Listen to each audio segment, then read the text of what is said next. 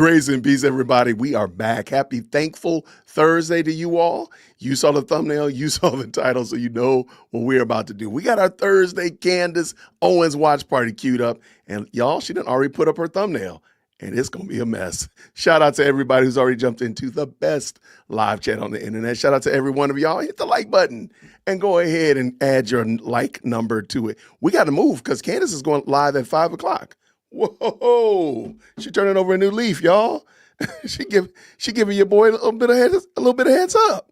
Real quick, I got my bingo board ready too. By the way, I planned. By the way, shout out to all the new people who've been checking out the channel. Shout out to everybody who's jumped into the best live chat on the internet. I'm letting you know right now, I don't care about offending and being mockery. I'm just mocking this. So please understand, that's what we're doing. So if you came here tonight, we're just here to have fun. Shout out real quick, my bingo words, by the way, if you want to play bingo with us, down in the description of this video is the link in the description. Check it out. I think the mods will drop it. Matter of fact, I can even put it right here. I can put it right here because we got fanciness up in here in 26. We're going fancy in 26. Look at that. You can even scan the QR code and join us. I'm telling you right now.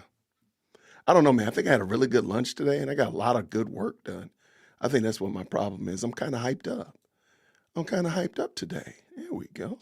Let's get it going. So I got the feds. I got the trust me, bro. Betrayal. I have messages. Not grieving right. My sources. Tip line shout out. Leaks. TPUSA. Patchwork theories. Calling an expert a liar. FBI. Jump down here. Jews and Jewish donors. I'm just asking questions. Kanye West. I just sense. Hunch. Erica. Call out random country. Israel did it. I won't share it yet. Military. I feel. And Trump. All right. Now the middle word now, instead of it being a free space, it is a word now. If you notice that, you're like, hey, what is that? And that word is Schadenfreude. What in the world is Schadenfreude, Jason? Are we speaking in tongues? Is that Egyptian? No, it just means people who enjoy watching somebody suffer. Is that not what we're doing here today? Are we not here watching Candace flounder around and try to salvage her reputation? Absolutely. So everybody, your free space is now called Schadenfreude. And we're going to go ahead and click it right now. Now, shout out to the best live chat. I see y'all up in here. Good to see y'all for sure. Now, before we get too far afield, I found an excellent video that really helped explain what we've been seeing as it relates to Candace Owens and how we've been trying to argue, hey, this doesn't make sense. You don't have evidence. Where's your facts? Facts don't line up with what you're saying, all that kind of stuff like that. And if you've been out here in these social media streets at all, you know that that's been almost like an impossible task to point people to facts and then for them to now move in another direction or not be able to work with or see the truth that you're pointing out to them. So I found a young man. Let me make sure I got his name correctly. I'll drop it in the chat in a second. But he did an excellent video. He's a debate. He's called The Disciplined Disciple. And he's a debate coach. Shout out to everybody who's proficient in debate and that. But he was explaining what we've been seeing as it relates to how Candace has been moving. I thought that was excellent. The wise disciple. I apologize, not the disciplined. The wise disciple. Let me drop that link in the chat. I don't think I shared it with the mods yet. I apologize about that. Bada boom. Okay, let me bring this in because it's about 15 minutes, and I think that'll get us. Have you ever noticed that facts?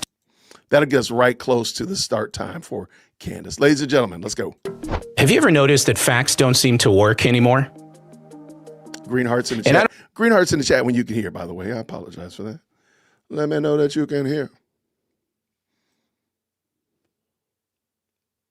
I don't mean that people don't have facts. Everybody's got facts. Everybody's got screenshots, clips, articles, studies.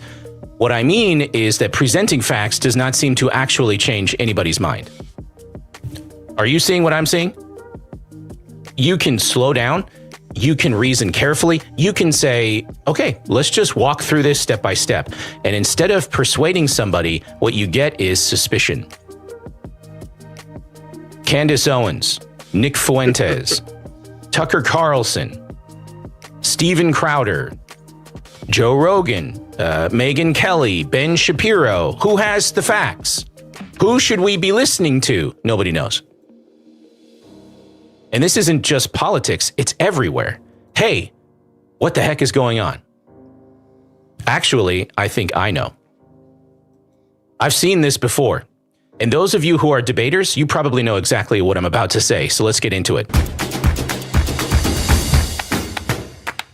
Hey, so my name's Nate, and if this is your first time watching me, thanks for being here. This ministry is designed to help you be the effective Christian. If you're wondering real quick, I did drop the link to Nate's channel in the chat. Please take a second. Thank you so much, Ben. Ben dropped it as well. Please make sure you take a second to jump over there and check out his channel. I believe he's going to earn it. So go ahead and subscribe. Drop him a green heart. Tell him Jay Witt sent you, all that kind of good jazz. All right, let's keep it going. Let's dance. Nate, and if this is your first time watching me, thanks for being here. This ministry is designed to help you be the effective Christian you are meant to be. And before I did this, I was a formal debate teacher. So if this blesses you at all, please share this one around. Amen. All right, here's the deal. We are no longer arguing about facts. We are arguing about frameworks. If you've ever watched a debate round closely, you know that laying a framework is everything.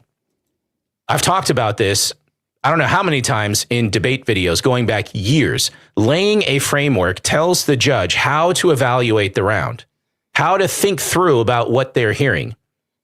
It tells a judge what counts as evidence and what standard matters and what impacts outweigh others. If you've ever watched someone debate and you thought to yourself, man, they're really good, but you can't put your finger on why, it's probably because they know how to lay a framework very well. William Lane Craig is really great at this, but so was Christopher Hitchens. So is Alex O'Connor. This plays a huge role into why they are such convincing communicators. This is why I've said, whoever lays a better framework typically wins. It doesn't matter if the debater loses on substance. If they win the audience over to their own framework, they win. That's how important a framework is. It determines what reality even looks like inside the debate round or on the debate stage. So, that part is normal. What's not normal is what we're seeing right now in our culture, because in real debate, framework is supposed to be paired with contentions and arguments and evidence and warrants, right? As the debater on the stage, you lay the framework, you set the particular lens of understanding, and then you argue inside of it. What we're seeing right now in our society is something different. We're seeing framework without argument. So instead of, well, here's my claim and here's why it's true, what a lot of people are doing now is, hey, before we even talk about evidence and arguments, you need to understand that the system is rigged. Hey, before we talk about facts and source citations, you need to understand who's pulling the strings of power behind the scenes when nobody can see it. Who is secretly out there trying to get you and hurt you, and who benefits if you continue to believe the lie, right? Notice what happens when a person says this kind of stuff. What it feels like is like they're pulling the curtain back. Right. They're revealing truth for us all. And it sounds like clarity and it sounds like sophistication. But in reality, what they're doing is they're preloading the conclusion. They're priming the pump, so to speak, in order to get exactly the type of response that they want without ever having to make a substantive defensible argument. Because for most people, once you accept the framework, the argument is no longer important. Think about that. Any evidence that comes after the framework is laid gets relabeled before it's ever heard. So now, evidence isn't evidence, it's propaganda. Now, it's not evidence, it's talking points, or it's a globalist narrative, or they're just trying to silence me, guys, or, they don't want you to know what really happened. Meanwhile, who's they? Right? Nobody knows. By the way, you realize Word of Faith folks do this all the time to people? Yep. If you challenge the Word of Faith folks on their awful exegesis, actually, my bad. What was I thinking? They don't even have exegesis to begin with. That's a good point. Let's be real. But if you challenge Word of Faith folks at all, what happens next? Oh, you're part of the spiritual deception. You're part of the devil's agenda. This is all the same move, ladies and gentlemen. Different tribes, different agendas, same move. And here's the genius of it. If you ask for warrants, so let me back up. By the way, it's a real quick lesson on arguments. An argument, according to the Tolman model, must have three parts to it: a claim, data or evidence to support the claim, and a warrant. A warrant is simply the explanation as to how the data supports the claim. Guess where arguments almost always break down for people? This is a little trick for you. So if you want to go out and engage somebody else, or you want to clash with somebody on the debate stage, guess where arguments almost always break down? It's in the area of warrants.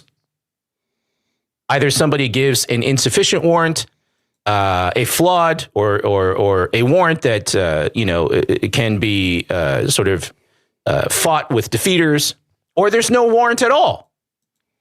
It's just completely missing. That means when someone is pushing a framework with no argument, guess what they're not going to have? Warrants. And when you ask for one, what happens next? Your question is treated with suspicion. Because the framework has already decided what your facts are before they're even evaluated. That's why facts don't change minds anymore, ladies and gentlemen. Do you understand? It's not because facts stopped existing, but because persuasion moved upstream.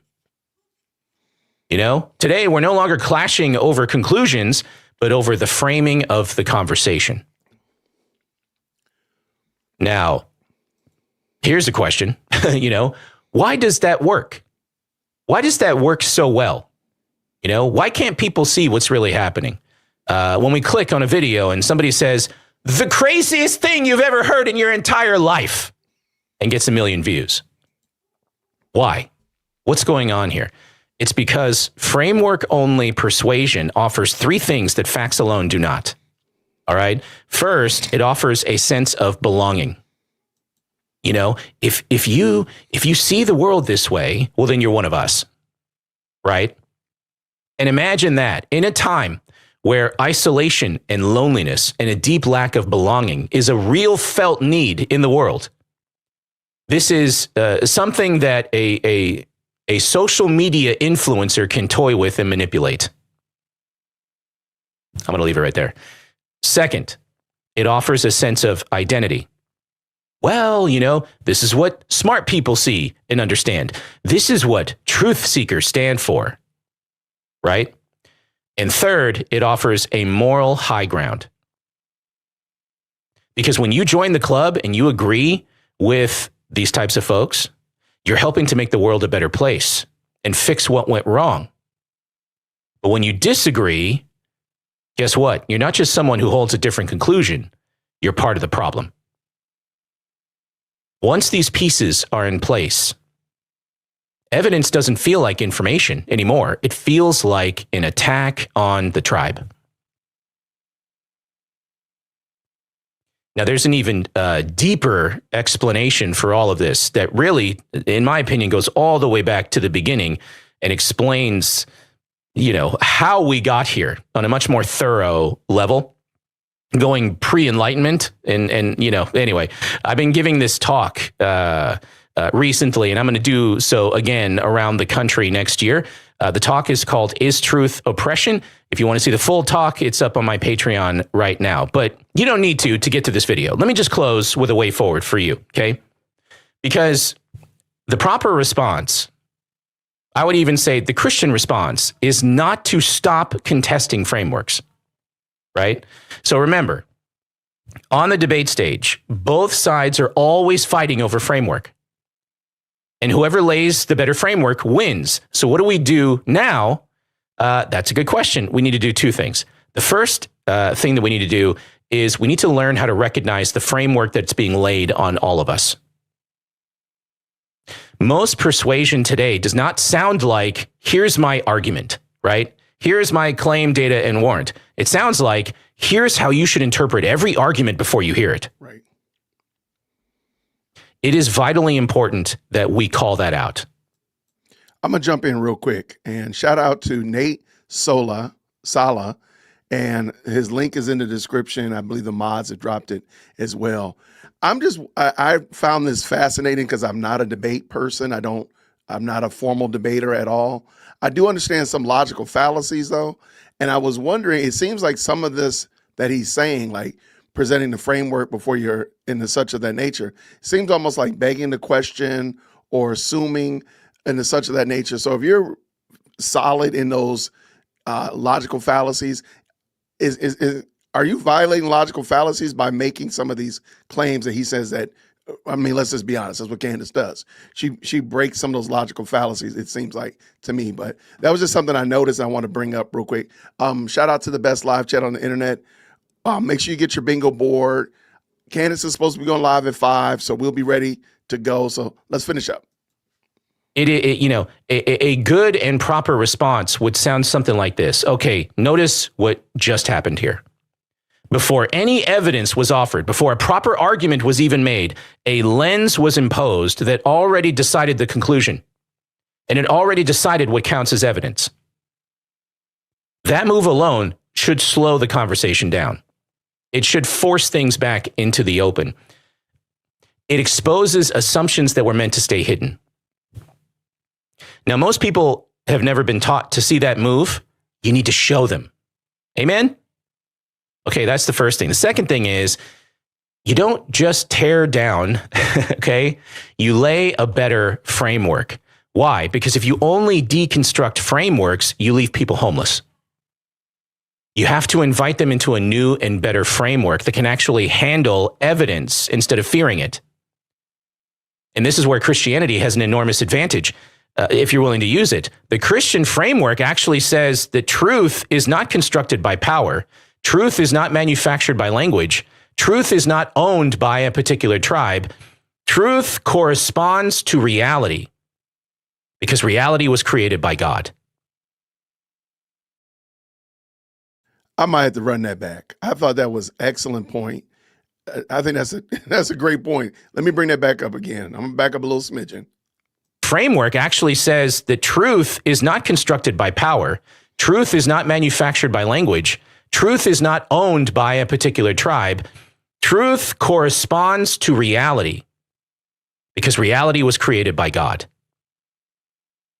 That framework doesn't just assert truth. It explains why arguments, evidence, and reasoning matter in the first place. Excellent. You still with me? I'm right there. And most importantly, it does not insulate itself from critique. It invites questions and scrutiny. This is the thing, man. Christianity does not say you're evil if you ask this question. It says question. Test this. Examine this. See if it actually explains the world better. This is why Paul says this in 1 Thessalonians. This is chapter. Now, let me point something out. That's why Christianity has matured and grown since the first century. That's why Christianity not only shapes the culture, but grows and matures along with as it shapes the culture. That's also why another certain religion looks like a 6th century goat herder. Just making a point. Shout out. Let's go. Chapter 5, verse 21. Test everything. Hold fast to what is good. Abstain from every form of evil. Here's a question. How can you do that without asking questions and using your mind to weigh arguments? Let me say that again. To weigh arguments, not just buy into somebody's framework and evaluate, truth and good and evil. We should test these things. We should test frameworks, ladies and gentlemen. We should see whether or not someone has a legitimate argument with an actual warrant. This is what the Bible and Christianity is inviting you into, ladies and gentlemen. There we go. This is why David says in Psalm 34. Oh, taste and see that the Lord is good. He's good, yes. Right? This is why the Bereans in Acts chapter 17 were considered to be so incredibly noble. It's because they didn't just believe wholesale what Paul was telling them, but they went back to evaluate his claims in light of God's word. This is why God says to his people in Isaiah chapter 1, verse 18, come, let us reason together, says the Lord. Right? In debate terms, Christianity doesn't just lay a framework, it makes a case. Creation explains why truth exists at all. The fall explains why we distort the truth and suppress it. Redemption explains why truth confronts us instead of flattering us. And Christ explains why truth is personal without becoming subjective. That's not a vibe. That's not spin. That's a framework with contentions and warrants and explanatory force. Can you see that? It's not a vibe. One last thing I'll say here, and it's so vitally important too. Character matters in all of this, ladies and gentlemen. Character matters. The problem really goes back to trust. We have a trust problem in the world right now. And when trust is broken, people do not just evaluate frameworks. Listen, they evaluate framework bearers. If you're arrogant, if you're careless with facts, if you're addicted to outrage, your framework will not persuade. It may in the beginning, but people will notice. Even if what you're saying is true, people will notice. Especially if what you're saying is false, people will notice. So when a Christian calmly identifies the flaws in a rival framework, right, shows where it eats itself, and then offers a better count of reality, a better framework that makes sense of what we're seeing in the world right now, people will listen. Amen? I like it. So if facts don't change minds anymore, it's not because the truth disappeared, it's because trust collapsed. And the way back is not abandoning the framework battle, it's fighting it well. And when people are exposed to the shortcomings of another's framework, and they are invited into a better one, invited, not pressured, not flattered, not fear-mongered, but a framework built on substance and not slogans and suspicion, people will change their minds. So let's pray. Let's pray for the country. Let's pray for the world. Amen. Let's pray for the hearts of and minds of so many that are taken with lies and fear and manipulation. Join me in praying, because that's exactly what I'll be doing. And at the end of the day, we all need the light of the gospel to show us the way back to the truth. And the truth is a person, and his is the powerful name of Jesus Christ. I like it. Shout out to The Wise Disciple. The link is down in the description. That was a great video. I thought it was an excellent job of explaining some of the things that we've been trying to figure out. Like, why is this looking like this? Or why have we not been able to successfully have dialogue with Cantifa? So shout out for sure. Thank you so much to the mods for making sure that was linked in the linked in the chat as well. What do we have here? We got some, shout out to Betsy, a brand new member. Shout out to you, Betsy. Grace and peace to you. Thank you for joining us. Welcome.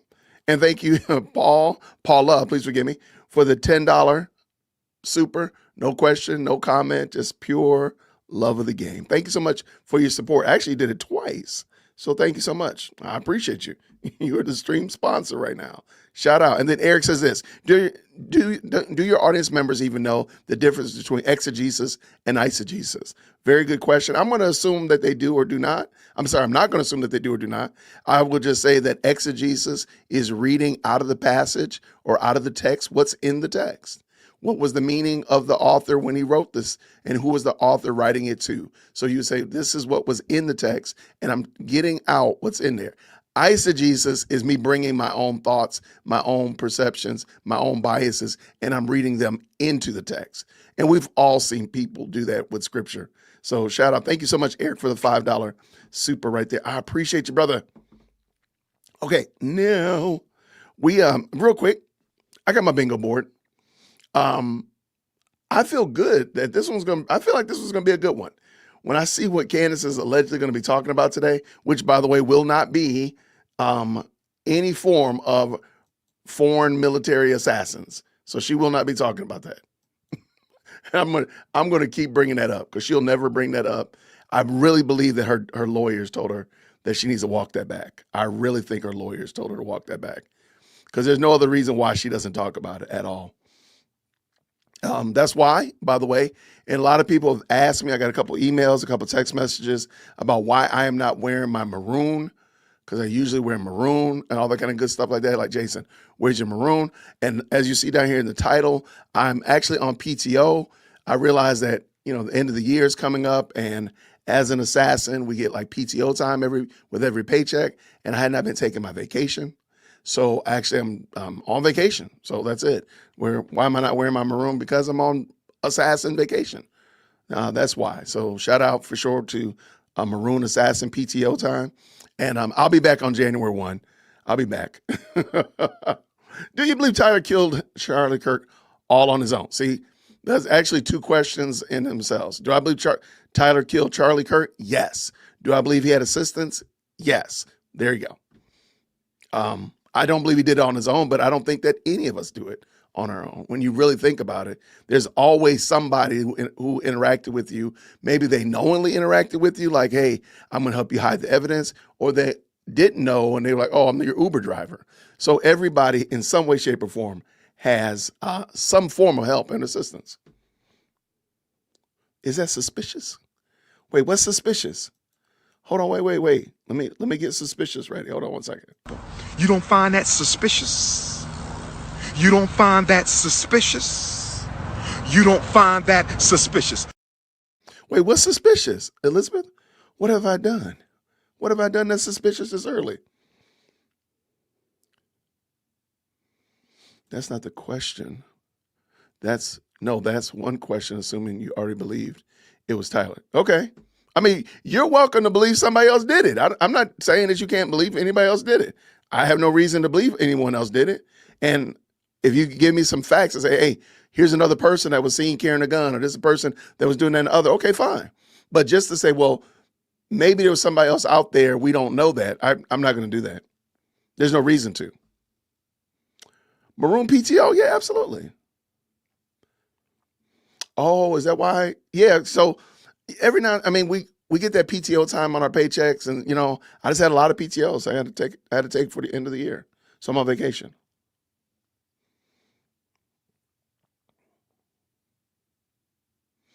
I saw a couple people on Twitter threatening to call CPS on Candace Owens since her life is in danger. Therefore, her kids are in danger. I wonder if that scared her. She hasn't brought it up since. That's actually pretty. She put her foot in her mouth. I really don't think that her lawyers have more gray hair than me. That's all I'm going to say. I don't think she talked to her lawyers before she made that claim that the international espionage, Jason Bourne, John Wick situation was going. And I really think they were like, hold on, dude. Wait, what did you say? I don't think they knew it. I don't think her lawyers knew before she said that, in my opinion. No, not suspicious. Maroon PTO is suspicious. Remember, Candace said everybody who wears maroon is suspicious, and I wear a lot of maroon, so I'm trying to blend in with the people now. I don't want people to know what I'm about.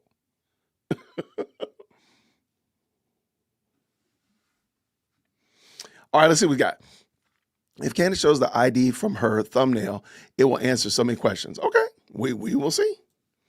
We will see. I think the pressure is on her, and she's now starting to make decisions that she probably wouldn't have done before. Shout out Jen for sure. As far as I know, the trial is supposed to start in May, and it should be televised, as far as I know. if we're talking about the Tyler Robinson case, it's supposed to be televised, so you know that, whew, it's going to be a long day. It will be a long day. I've not ever shot a 30-06 rifle. But my goodness, I had another good video. Crackers, I did not, hold on. There was a great video about, hold on one second. There was a really good video that someone sent me last night about the infamous 30-06 rifle and its projectiles. And it was really informative. And I was like, oh, yeah, I got to make sure I save that. And you know what I did? What did I do, y'all? Y'all know what I did? I didn't save it. Let me go look at my history real quick. It was great. And I wanted to talk about it because it answers a lot of questions that people had today about it. Let me see. I might find it real quick. Sadly, I have a lot of videos to scour through real quick. But I will make sure to get it to you. Let's see.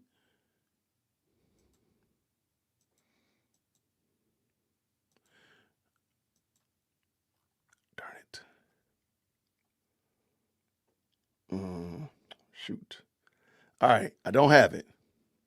One of my mods sent it to me. They know who they are. If you remember what it is, if you could send it to me, still got time. I could play it very quickly. And it answers a lot of questions about 30-06 and the projectiles that it dispels. Hold on, let me look right here. I know y'all are like, man, what is this dude doing? Like, but that's how you know this is a real show. We're over here trying our best. Oh, it was an email. That's right. Hit Timothy on the email. He'll get you all the details. All right. Yesterday, Asmongold. Oh, man, I started to watch that and I did not finish it. Oh, because my daughter started talking to me. And when college student is home, you just talk to her. She just wants to talk. Oh, I forgot about that. Now I got to go back and find it. Clowned her so bad. He was showing her live chat and it was bad. Okay, I will have to, darn, I said, oh man, I need to come back and watch this. And never did. I know y'all can't believe that I'm disorganized. I know y'all can't believe that. Yeah, now we got a whole fleet, man. It's a whole fleet. Now it's 4 planes. I guarantee you she's going to add another one to it. I guarantee you she'll add another one. Before the smoke clears, she'll probably add one more. There'll be 5. A whole handful, literally.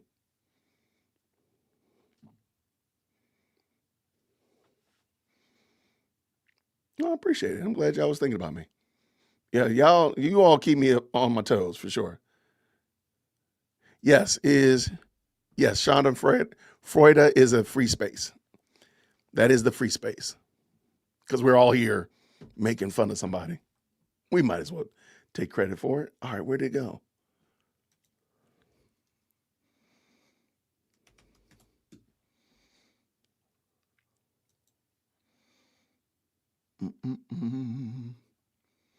All right, I know it was Goose that sent it to me. And sadly, I don't know where it is. Anyway, it was a very good description about the bullets that a 30-06 can use. And it was very informative. So I'll find it. And maybe I'll do it during a commercial break or whatnot. So unless Goose sends it to me again in email, because I can't find it. What's going on with you? What's happening, friend? How are you? Lots of good folk done jumped in. There's 727 people up in this place. Can y'all do me a favor, please, and hit that like button? And let me know what your like number is. That'd be great. A little bit of musical interlude here. All right, what I'm going to do, let's bring in Candace's favorite comedian and what he had to say about red flags about Candace. Let's go. Where her rhetoric became as clearly anti-Semitic as it is now, before her rhetoric became as clearly anti-Semitic as it is now, were there any red flags you saw in Candace Owens that should have alerted us? We had a few conversations. They were civil. Years ago, before all the Israel stuff, it's one thing when somebody gets on a public podcast and they're a leftist and they have completely the opposite ideology of you politically, philosophically, and they make their case and they make it poorly. All right, I disregard it. But if somebody gets out there purporting to agree with you and hold the same philosophy of you, like as a conservative, and they do it poorly, you're like, wait a minute. So I'll be specific. She was on an episode of Joe Rogan after she sort of blew up as this conservative pundit firebrand. And she starts talking about climate change, okay? And he goes, so what's your thoughts on climate change? She goes, I just don't like believing it like at all. I just don't like believing it like at all. Now, I can tell you, I have my skepticism about the whole climate change narrative from the left, but I read Alex Epstein and I've read a lot about the reasons why a lot of climate catastrophism is overblown. You can get into the weeds of those arguments, but she didn't have any of those arguments. She just adopted a point of view because that's what you're supposed to do now when you're team conservative. And I kind of saw her adopting a brand from a sort of parasitic standpoint, like I can use this conservative brand to build an audience. And before this, I was kind of a liberal, and I did that. And initially, I used to dox people online for online bullying. Can you believe that? That's what she did before this. So there was this pattern I saw, and I'm sure there were some issues she was certainly passionate about and maybe more informed about than others.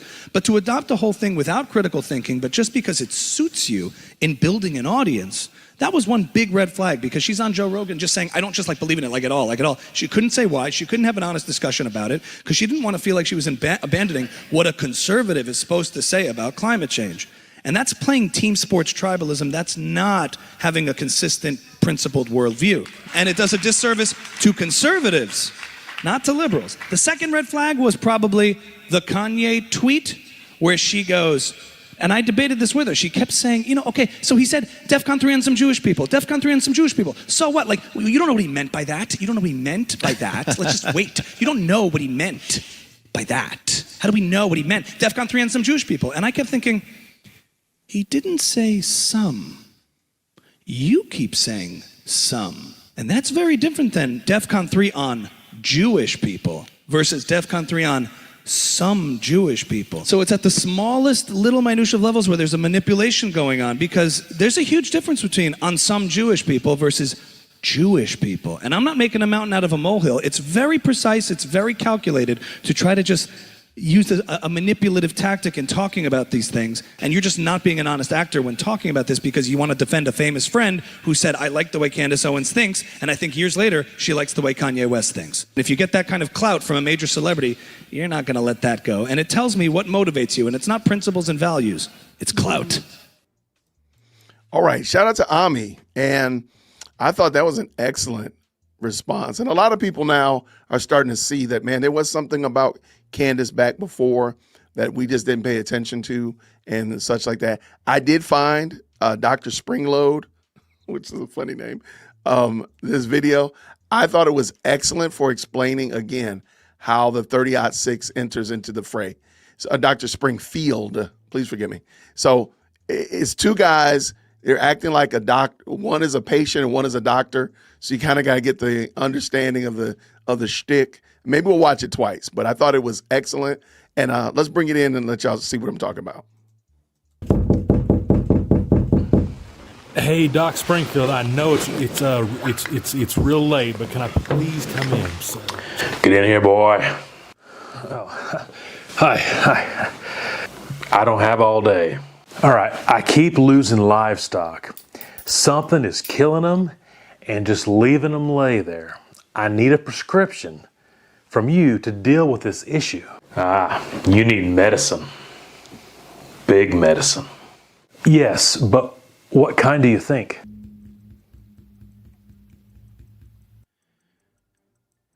Let me ask you this, boy. What kind of predator fancies your livestock? Is it a pack of wolves? No. Is it a pride of pumas? What? Is it a she-bear? No, I believe it's a coyote. That's too big of a pill for you. But this will do nicely. Yes. Yes, it will. What is it? 125 grain SST bullet. Blazing fast. Frangible like a grenade. It'll dump its energy into that beast. Like a shockwave? Indeed. A hydrostatic one. What kind of instrument should I use to administer this medicine to that beast? 30-06.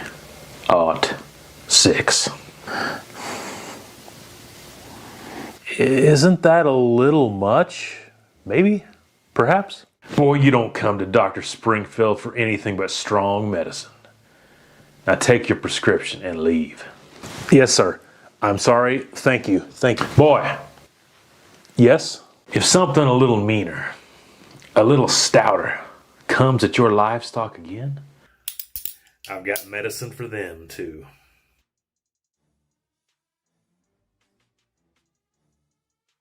Shout out to the mute button. Shout out to Dr. Springfield.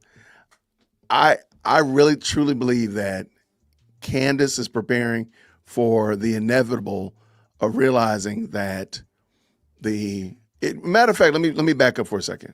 If Tyler Robinson got his weapon from his grandfather, what's the likelihood that his grandfather gave him not only the weapon, but also the projectiles? I think it'd be pretty fair because he wasn't a hunter. He got it like as an heirloom.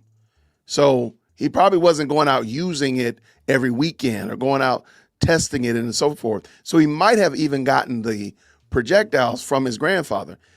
There's no reason to believe that his grandfather was out hunting elk or bear or anything of that nature. So he was probably hunting something very small, like a coyote, like a fox. And that bullet would have been the right remedy for the right medicine for that type of issue.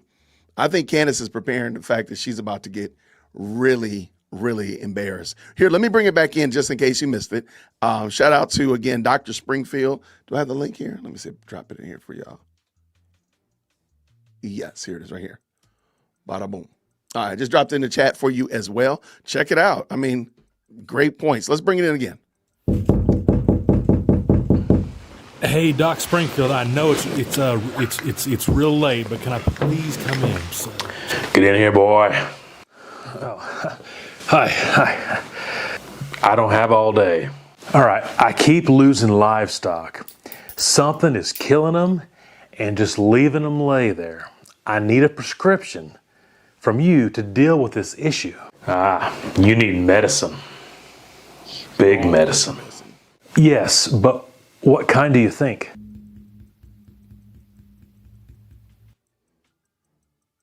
Let me ask you this, boy. What kind of predator fancies your livestock? Is it a pack of wolves? No. Is it a pride of pumas? What? Is it a she-bear? No, I believe it's a coyote. That's too big of a pill for you. But this will do nicely. Yes. Yes, it will. What is it? 125 grain SST bullet. Blazing fast, frangible like a grenade. It'll dump its energy into that beast. Like a shockwave? Indeed, a hydrostatic one. What kind of instrument should I use to administer this medicine to that beast? 30-06.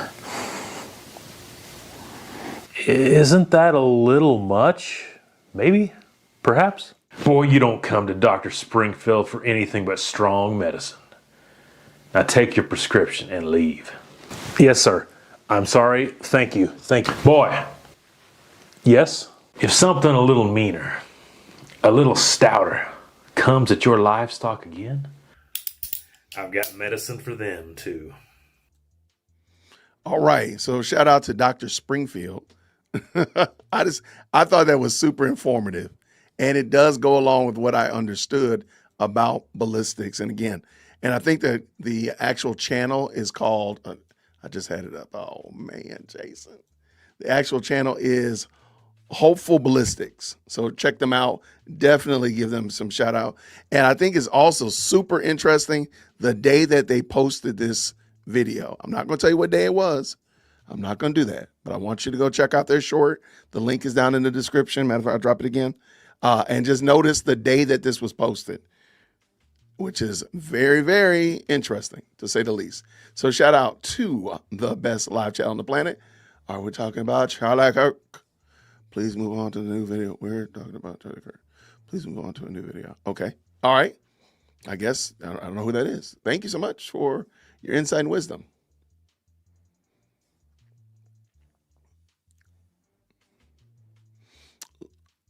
I thought Brand just let her ramble on his show, but I did not know he supported it. I don't.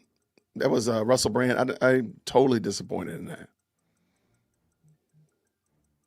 You got to go check it out, Loyal, and give him a look, give him a like. You got to. All right, let me see. Oh, is she going live yet? Let's see. Has she hit the go button? She hit the go button. Let's go. All right, Jason, let's go. All right, we're ready to pop and lock. We're ready. We're locked and loaded, man. We're ready. All right. We're ready, y'all good people. Let's get ready to have some fun. Got your bingo boards? Let's get at it. Let's get active. Only thing is I can't tell you how high the audio is. Her audio is always something messed up. I don't know what that is.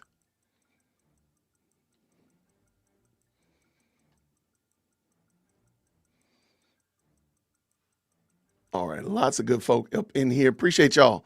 Was it 850 y'all? Thank y'all so much for doing this. Thank you for jumping in with us, hanging out with us this afternoon. I don't know if she's going to do a live tomorrow, but if she does, we will. Otherwise, I got some plans for tomorrow. A little candy related.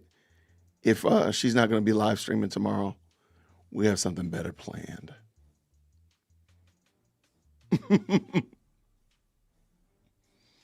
Why y'all talking about Russell Brand's chest hair? Y'all are wild, man. that would probably be true. He said, I did my chores. I have time for an hour-long cartoon. That is the best. All right, let's get popping. Okay, everyone. Happy Thursday. I have to tell you that I was laughing so much yesterday because I received a flood of emails from law enforcement officers, military guys that were just like, no way, absolutely not. That's where I draw the line. The bomb dogs missed the gun. Apparently, for people who work with bomb dogs, this is more of an offense to their intelligence than the Man of Steel neck. Like, it was just a bridge too far. This is where they are drawing a line in terms of Fed slop. Anyway, we have another unbelievable episode for you guys here today. I thought long and hard about whether to bring on the eyewitness from Fort Huachuca. And I think when we speak to him today and he gives you his testimony, you will, of course, understand why. I am always honored to have any person that serves in our military, especially honored to have him, given all that he has lived through, despite the firestorm that I know that both he and I are about to endure. Welcome back to Candace.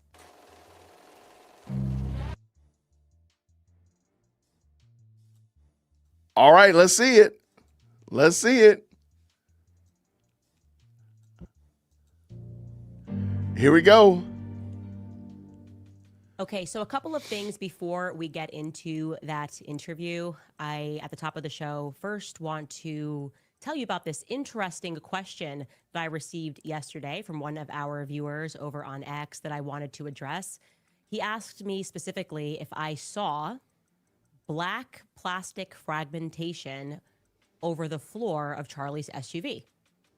I was immediately struck by this question because I am not kidding when I tell you that the very first thing that I noticed when I went through those photos of Charlie's SUV, I said to my team that it looked like there were shards of glass, like tempered glass that you might see if you drop or break an iPhone. It was very distinct to me in the picture from the blood that is all over the seats and all over the floor. I was like, oh, maybe like someone broke a window or something. And then I sort of put it out of my mind. And particularly, I noticed a lot of it spread across that back seat rear floor. So I'm going to show you that, just a couple of photos of that close up so that you can see it, what that looks like, because, yeah, it was just kind of a compelling thing that he noticed something that I noticed, and you can see it was unusual. I think in this person's mind, the line that they were going down, I guess the line of questioning that they were going down in their own mind was, is this evidence that something broke on Charlie? Could something have been? I'm going to go with, it's probably evidence that that's not the real vehicle. That's what I'm going to go with, because broken glass, that does look like broken glass.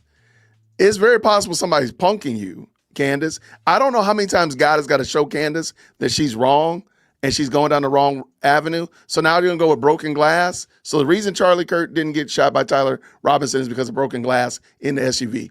She's getting made a fool of. Rigged. And I want to say that we can't necessarily extrapolate that from what we're looking at.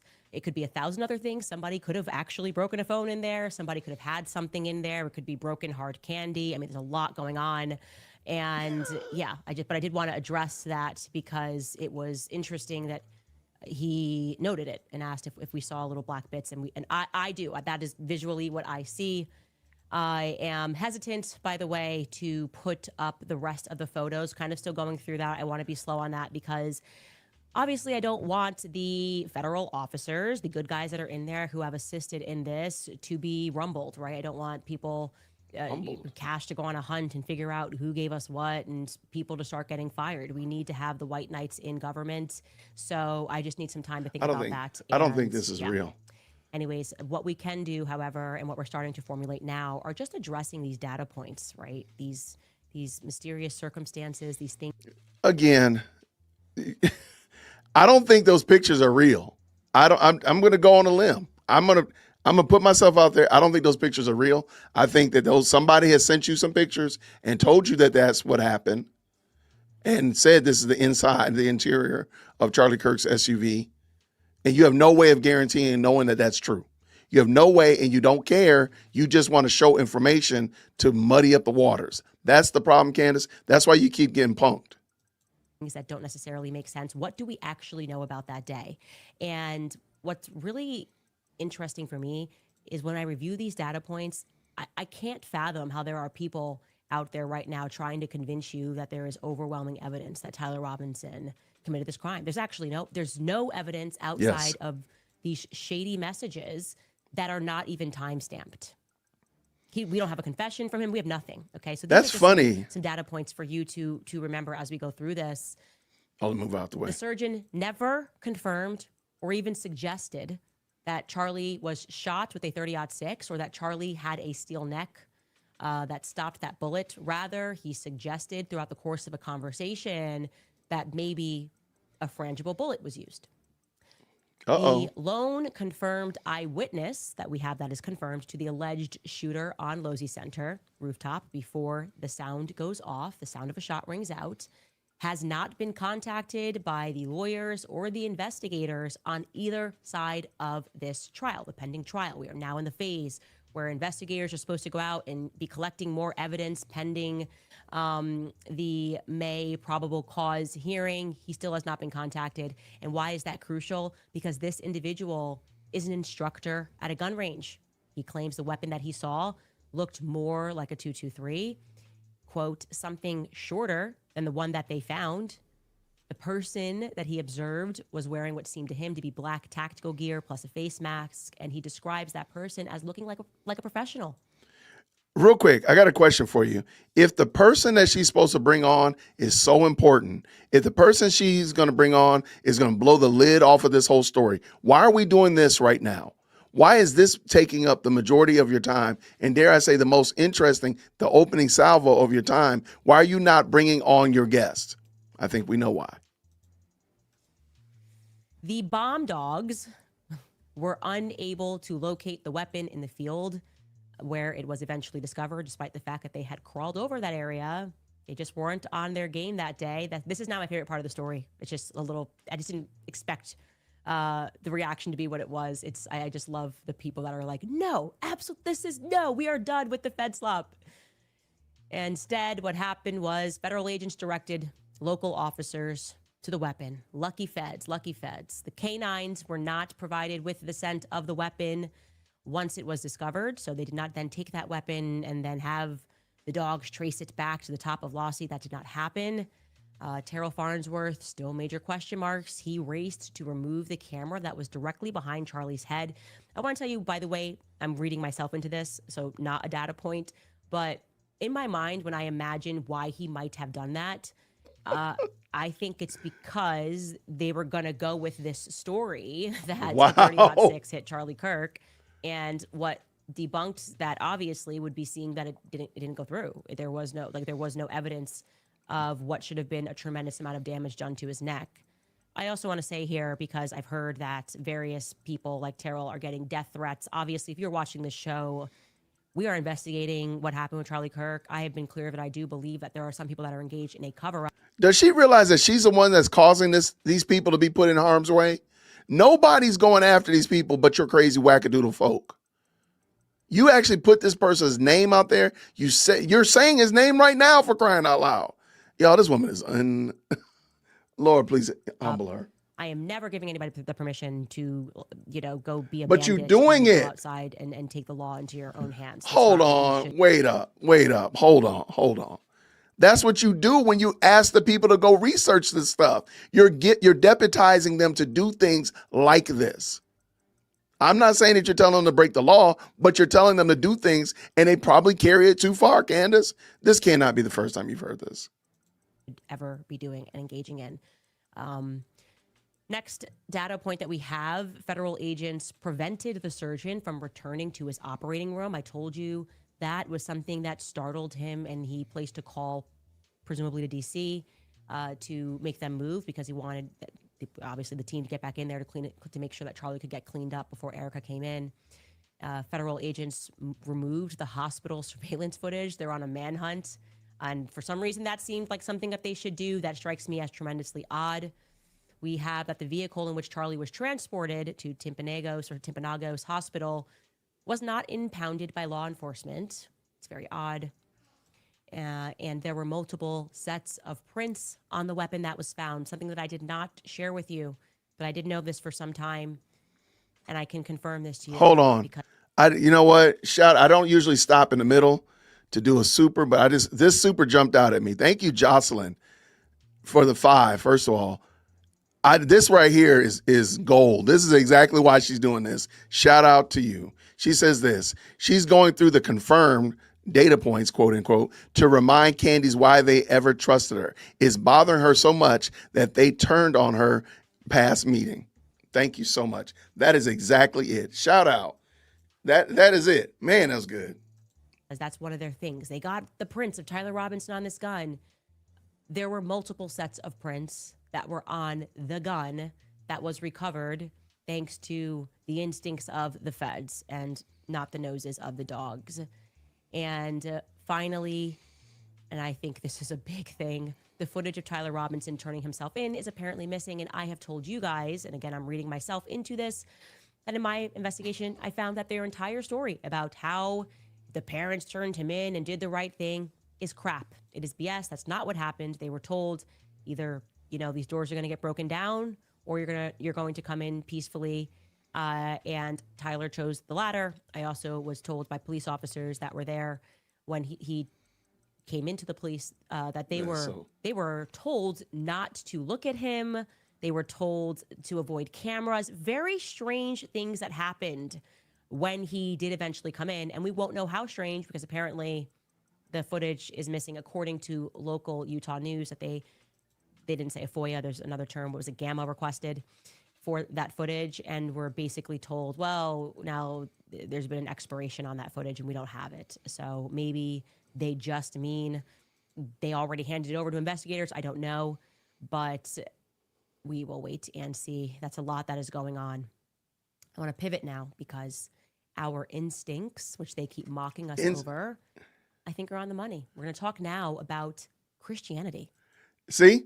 What? Okay. She's about to bring on the guy that's going to blow the lid off of this, and she would rather do these things. I'm telling you, that guy's going to be a nothing burger. Christianity. I'm putting that in quotation marks. Wow. It has been on this podcast a recurring theme, right? I keep sensing because you're not a Christian that these pastors are dangerous, right? I've covered extensively how even just amongst the Calvary Chapel, in particular, there's just way too much of a habit of establishing former pedophiles and drug traffickers as lead pastors of churches. Okay, I'm not saying that people can't find God. I'm just saying that my preference would be that they maybe not be provided with access to children, right? Wow. It's kind of like Andrew Tate. Like, you literally sat down with Andrew Tate. You literally sat down with Harvey Weinstein.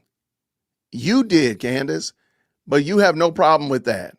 Wow. Wow. If you committed a crime against a child. This is a preference that I guess is not, or perhaps is in conflict with the beliefs and the preferences of Rob McCoy, who makes my skin crawl. We showed you that interview that he did with somebody who apparently went on a rampage. He actually went to prison for it, and he was just sort of laundering his reputation and then gave him access again to children. I feel like that is very wrong.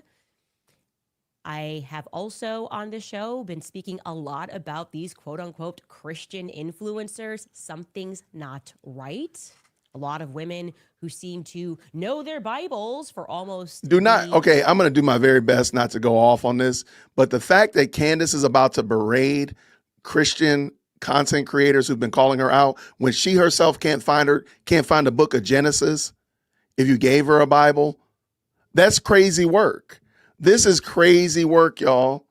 Please, I'm not going to rage quit. I'm not going to do it. Implicit and explicit aim of socially engineering the population, right? What? Telling you, oh, it's right here in the Bible. Same with the pastors. God doesn't want you to follow Tucker Carlson on Instagram. What? Josh Hammer is amazing. Candace is possessed by a demon. You don't want to be possessed by a demon, so unfollow Tucker Carlson and unfollow Candace. And I promise that there's no other motivations. Candace is just crazy, and you should listen to me. Similarly, there are so many conservative media companies who are run by former military intelligence, people that leave naval intelligence. We're actually on our 7th piece of information, and she's only been on the air for 6 minutes. Just want you to know that. People that lead the Mossad, suddenly their aim is to speak about Judeo-Christian values. They found God after they leave the military. I'm not saying that that's impossible. I'm just saying that this is something that we have discussed a lot on this podcast. I have been suggesting to you all that faith has been infiltrated by the military, and people laughed. They laughed. Well, you guys didn't laugh, but like, oh, what do you mean I laugh by at you all the that? time. Well, you guys pull up a chair because it's about to get even more interesting. Fort Huachuca, as many of you in the military have informed me, is actually an intelligence base. Now, for those of you who are ignorant like me regarding the structure of the military, this is an important distinction to make in your mind, because when we think about military bases, at least me, maybe you can, you have the same mindset. I tend to think about where they're scrambling off the planes, off of an airbase, if there's an attack, right? Oh, quickly jump into your planes and get into the air, or maybe get into the sea. It just requires an immediate response. But that is not what Fort Huachuca in Arizona is, okay? It is a hub for intelligence training. Civilians can be turned into intelligence assets on this base. They can take courses to join the intelligence community, okay? Just giving you one example of an email that I got, quote, just FYI, Fort Huachuca is where soldiers go for their MIT courses. That is Army Military Intelligence. Once a soldier has finished basic training, they go here for their advanced training for their actual job in Army Military Intelligence, end quote. Okay, now, among the many emails that I received regarding what sort of intelligence courses take place, I was absolutely floored when a person who grew up and lives just outside of the base in Sierra Vista told me something. I'm going to recount the story to you. She sounds so much like she's making this up, y'all. Real quick, we gotta. I'm sorry. Let's real quick. Let's check my. Oh, we got military. Yo, my bingo board is crazy at the moment. All right, we're keeping it going, y'all. There's a lot of trust me, bro, right here. I think one of the only terms that are not going to get used is TPUSA. Because she seems like she is allergic to TPUSA, like it's lava. TPUSA lava. Yo, this is crazy work, y'all. She keeps getting these at some point, she's going to have to realize these people are infiltrated your tip line, Candace. They're giving you tips to make you do this. I'm telling you, these people are playing you. There's no other way to make that work. My sources. She did say my sources. There's a lot of words, these feeling words on here. Let's get done, man, Jason. Let's go. And I'm going to paraphrase a little bit of this so that I protect their identity. Basically, their story begins in May of 2013. They are two recently baptized Christians. Like I said, they grew up in this area, Sierra Vista, and they decided that they were going to pour their savings into starting a gym. Now, of course, because it's a gym that's located off base, they had a lot of clientele who happened to be associated with the base. And one such client was a woman that they met, a couple that they met that were on fire for the Lord, right? That couple made a sizable investment in their gym and became, quote unquote, founding members. Okay. So the gym owners were drawn to this couple because they were so bold in their faith. They were like, I loved the bold proclamation of their faith, and we thought this is great. This is going to work. They accept money from them. So you can imagine that they were then completely surprised and shocked when this couple, over time, effectively staged something akin to a hostile takeover of their company, undermining them while pretending to be their friends, going behind their backs, propositioning other gym members. I'm going to be clear here. This is obviously allegedly. Yo, this poor woman is telling this story because somebody overtook a CrossFit gym in Sierra Vista. And that's why Charlie Kirk was not deleted by Tyler Robinson. Y'all, I'm trying not to quit, man. She trying to make me rage quit. I think what it is, her and her team are like, how can we make Jason rage quit and stop watching our show and making fun of us? This is what we're going to say. Come on. Now, again, I want to just point out something. She's telling you this story, which is now the 9th piece of information in the first opening salvo, instead of introducing you to the man that's going to blow the whole lid off the whole thing. Okay. I'm going to say allegedly here. The couple almost lost everything in the process, and they had to start all over again. Now, what was once the fastest growing gym in Sierra Vista, suddenly they were forced to relocate and downsize their company entirely. So now it's 2015. They are in their new, smaller location of a gym. And I'm going to read this next portion of the email that I received verbatim. Again, allegedly, because he names an individual who I do not know. I've never heard of this individual, but I feel it is relevant because I'd like to learn more. The email continues, quote, "We were struggling, sometimes barely making rent, but still serving the community, including military students who came through for 4 to 6 month training courses." Okay, I'm going to stress that again. Got all these students that are coming in, and their training is lasting between 4 to 6 months. So they're signing up for this gym. Back into the quotation. One morning, I noticed a female military member lingering after class. She was visibly distressed, so I kept the gym open longer than usual to give her space to talk. We ended up conversing for about 45 minutes, and what she shared with me has stuck with me ever since. She said she, quote, "could not take it anymore."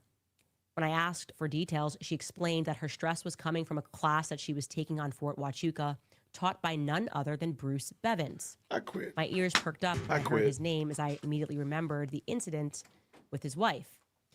This young woman described Bruce as, quote, "the most evil man that she had ever met." She then revealed something that I wasn't expecting at all. The class's objective was to teach military personnel to infiltrate Christian groups and organizations through covert psychological operations. The training focused specifically on deceiving Christians. At the time, I didn't fully connect the dots. Our gym was and still is an openly Christian faith-based organization. But looking back, does anybody realize how coincidental Candace's stories happen to be? It just so happens somebody emailed you about a CrossFit gym getting hostile takeover. It just so happens somebody told you that they were in a 35-year NDA and it expired and they ran across Brian Harpole. Does she not realize the weird coincidences that keep happening to her? Does she not realize that her tip line is her biggest op? If she just went out and did her own research, she probably would do better off. Back now, I have to wonder if the infiltration and the destruction of our gym was actually a training exercise or a field assignment. I also wonder if the distressed young soldier was sent to our gym on assignment from Bruce, but couldn't follow through with her objectives and instead chose to confide in me. There were other students who will corroborate this type of training. 2 military students, both named blank and blank, I'm redacting that, passed through our gym during this same period. They shared similar stories, but seemed much more advanced in their training. On one occasion, after I asked what was so funny in the back of my class, they privately shared that they had just returned from an overnight field training mission with very little sleep. Their objective had been to deceive civilians in Tucson, about an hour north of us. They practiced at local bars and public venues on unsuspecting people, telling lies, remembering those lies, and maintaining their false personas without, quote unquote, breaking character. They laughed about their conquests while working out at our gym. Now, I got the impression that their deception sometimes extended to sexual encounters with their targets. At the time, I found this disturbing, but I did not know what to make of it. Now, 12 years later, and watching the situation unfold with Charlie Kirk and learning that some of his most trusted people may have been trained operatives who infiltrated Turning Point USA, these memories suddenly seem significant. You mentioned previously that there was a strange military background connection among some of the people involved. I am now wondering if instructors like Bruce Bevins trained some of these individuals before they infiltrated Christian organizations like Turning Point USA. End quote. Now, I obviously cannot confirm just yet. I'm sure after the show, we're going to get a bunch of emails, the allegations against Bruce. Again, I have never heard of this individual. What I can say to you is on a guttural level, I feel this is accurate. I do. It is what I have noticed. It's what I've been pointing to you all year. Many of these pastors are behaving like operatives, and many of these Christian influencers are behaving like operatives. And I keep telling you that all roads, including the Egyptian, here Israeli planes, lead to the front door of Turning Point USA Faith.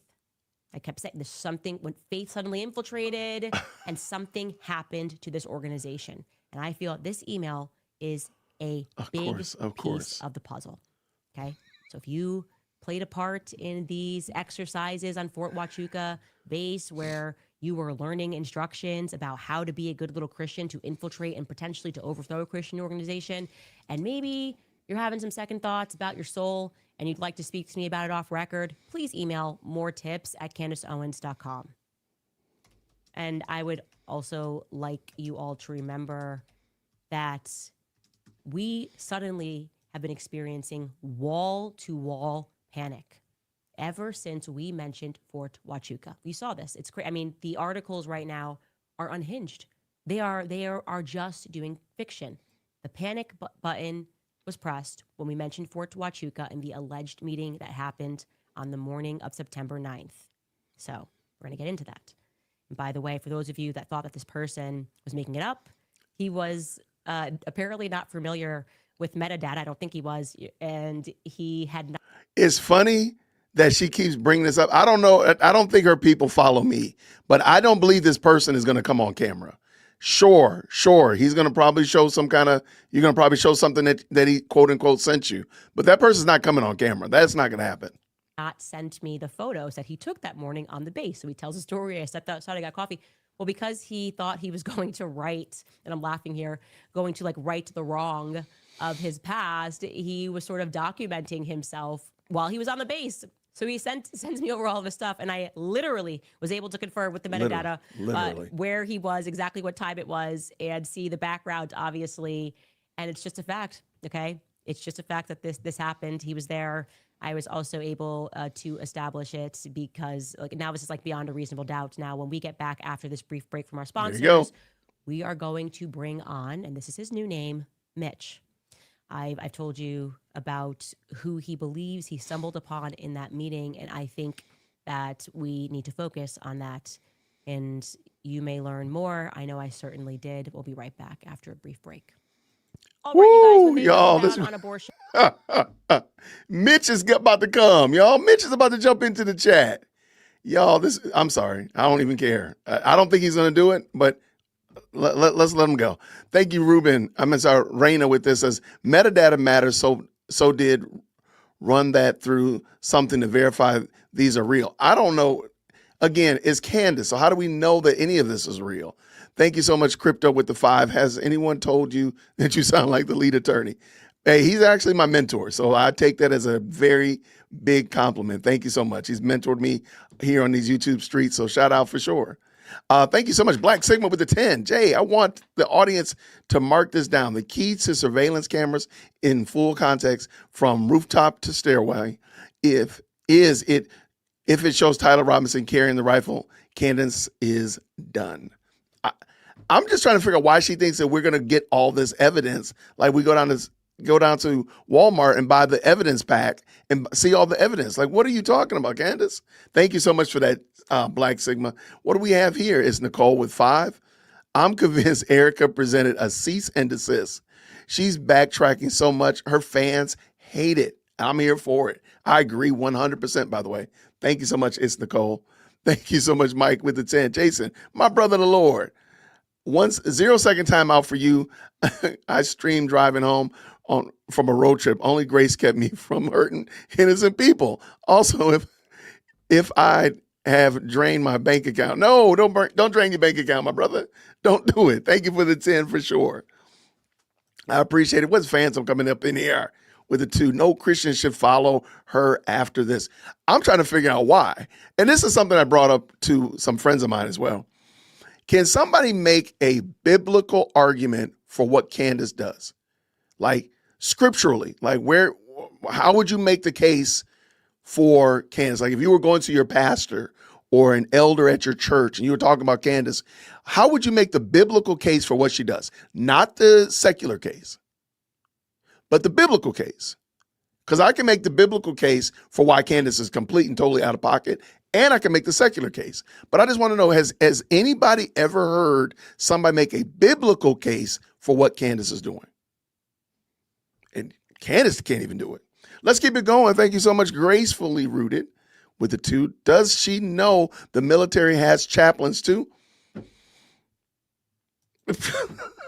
I don't think she does. You know what? I bet you she would look like stunned if you told her that. Thank you, Texas Bully Mom with the 5. I'm a military bot. Millibot. Beep, beep, beep. Well, shout out to you, Millibot, for sure. Jacqueline says this with the 5. Does she think Tyler Robinson's defense team is so stupid they can't prove it if the digital or forensic evidence presented at a trial is fed slop or not? She's pathetic. And I want to say that as well. Like, she makes it sound like Tyler Robinson's team doesn't want to win, as if they're like hamstrung. And the only way that they can win is by Candace coming in, swooping in with all this new evidence and stuff like that. That is the craziest thing I've heard. And I've heard a lot of crazy stuff because we watched this. Thank you, Moret, with the 5 says this. All of my questions about Candace were solidified when she refused to answer if she loved Charlie Kirk. And there we go. Thank you very much for that, by the way. And let's go again. Mike says this. Jason, my typo earned you an extra 5. If I had been in the best chat on the internet, I'd have drained my bank account on Supers. I could not stop. Well, thank you so much, Mike. I appreciate you, brother. Thank you for the very kind 5. Let's go. Phantom, never happened. U.S. military does not do this. But Phantom, she got a tip from the tip line that said that it did. How dare you say that she didn't, Phantom? Thank you for the 2, but you're going to have to go to 0 second timeout. We do not doubt and make fun of Candace like I'm doing right now. Stacy, thank you so much for the 5. Buy a root beer float or some treat for putting up with this demonic slop. I thought the panic button was hit for the planes. Look, I think the panic button, every time somebody pushes back, she couches it as panic. Nobody's panicking. I think it's actually quite comical. Let's just tell the truth. All right, she is back, so let's get back at it. Ladies and gentlemen, here she comes. Let's see if this guy comes up. I will be pleasantly surprised. Other than the fact that I do just feel on a spiritual level that we have been infiltrated, I'll ask a broader question. Are all of our lives a bit like the Truman Show?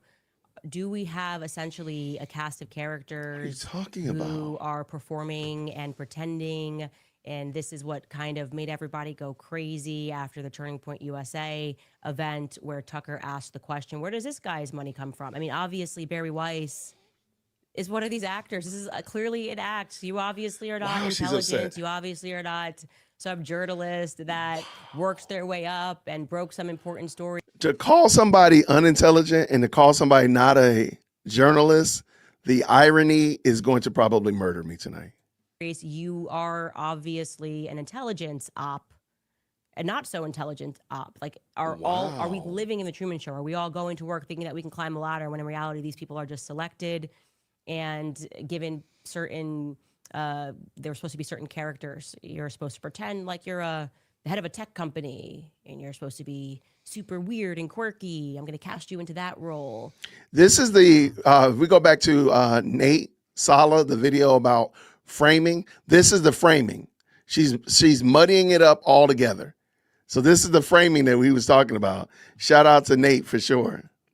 And then we're going to call you a genius. And you're supposed to pretend that you're this super financial guru like a Jeffrey Epstein. And we're going to put you at the head of a finance company. You know, you have no background in this. That's kind of the theme that I'm seeing. Anyways, I don't want to waste too much more time because I do want to bring on Mitch, who apparently has what I would describe as, I don't know if it's the best or the worst luck ever in life, stumbling upon the feds when they're maybe up to no good. Mitch, welcome. All right. Shout out. Mitch is on camera, so I'm wrong there. I will accept that. That background looks very, very official. Like, man, because that looks very super official. Shout out to Mitch for sure. This is going to be a mess. To my podcast. It's so great to have you here. Yeah, it's wonderful to be here, Candace. How are you doing? I'm doing very well. Hold on. So you know the story of how I instantly. Hold on. Oh, wait, guys. Hold on. Wait up. Hold on. Look at this man. Tell me what the problem is, y'all. Hold on. Look at the man. Look at Mitch and tell me what the problem is. And you cannot be Phantom because I know Phantom has already figured it out. I know Phantom probably already figured it out. I see it right there.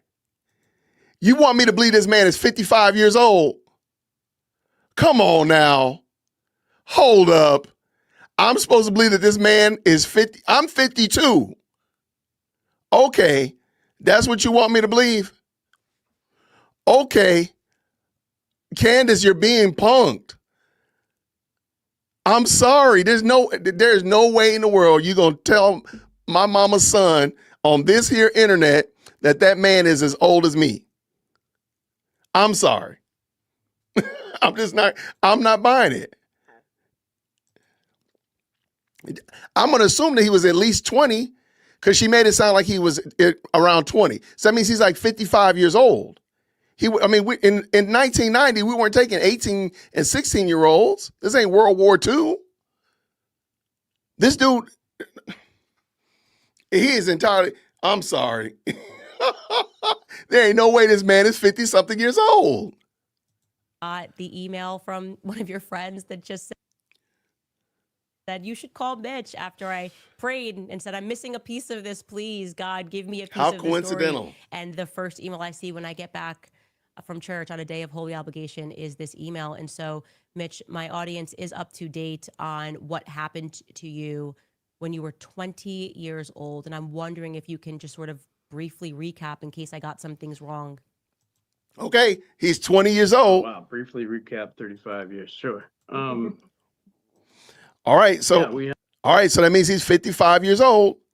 He was 20 years old when he found the drug cartel, put on 35-year NDA. Okay, all right. We were part of a mission going down to the border with JTF 6, assigned from 10th Mountain. Previously, there had been a Marine Corps unit there. Apparently, they had an incident. We had to replace them. And they wanted a less kinetic unit to be involved. So we went down there in a matter of a few days, and I was the youngest guy on the team. And for the first few days, I got assigned to have to, do the hard work of putting in the sensors and following one of the border patrol who was on horseback. Got to learn a little bit about picking up signs in the desert, stuff like that, while we were placing these sensors down. It took a few days. I think we put in like 80 sensors or so along the border, and we were getting they thought it was some glitch signals coming back. Being that I had just gone through the course, I had the most updated information, and what we realized is they weren't glitch signals that these people were being sent out for. it was subterranean. And when I got pulled back to the JTF 6 headquarters, they were in discussions of trying to remove the Army. In case your viewers don't understand, when units get put together like this, especially this mission, there's a lot of contention even to this day between the Army and Border Patrol and who gets to take credit and who gets to stay, who gets to go. And back then, Border Patrol, I think they just wanted us out of their hair. So they were having some sort of a big meeting, and a big do not disturb meeting. And I got assigned to the skeleton crew to sit back on the SMS, the receiver. And I was looking at the data while the skeleton crew of the Border Patrol was left there with me as well. And he was giving me a bad time about the Army equipment and how they were being sent out for no reason. And he kept giving me a bad time about it. So we were looking at the data and we started discussing things. And I brought up the fact that,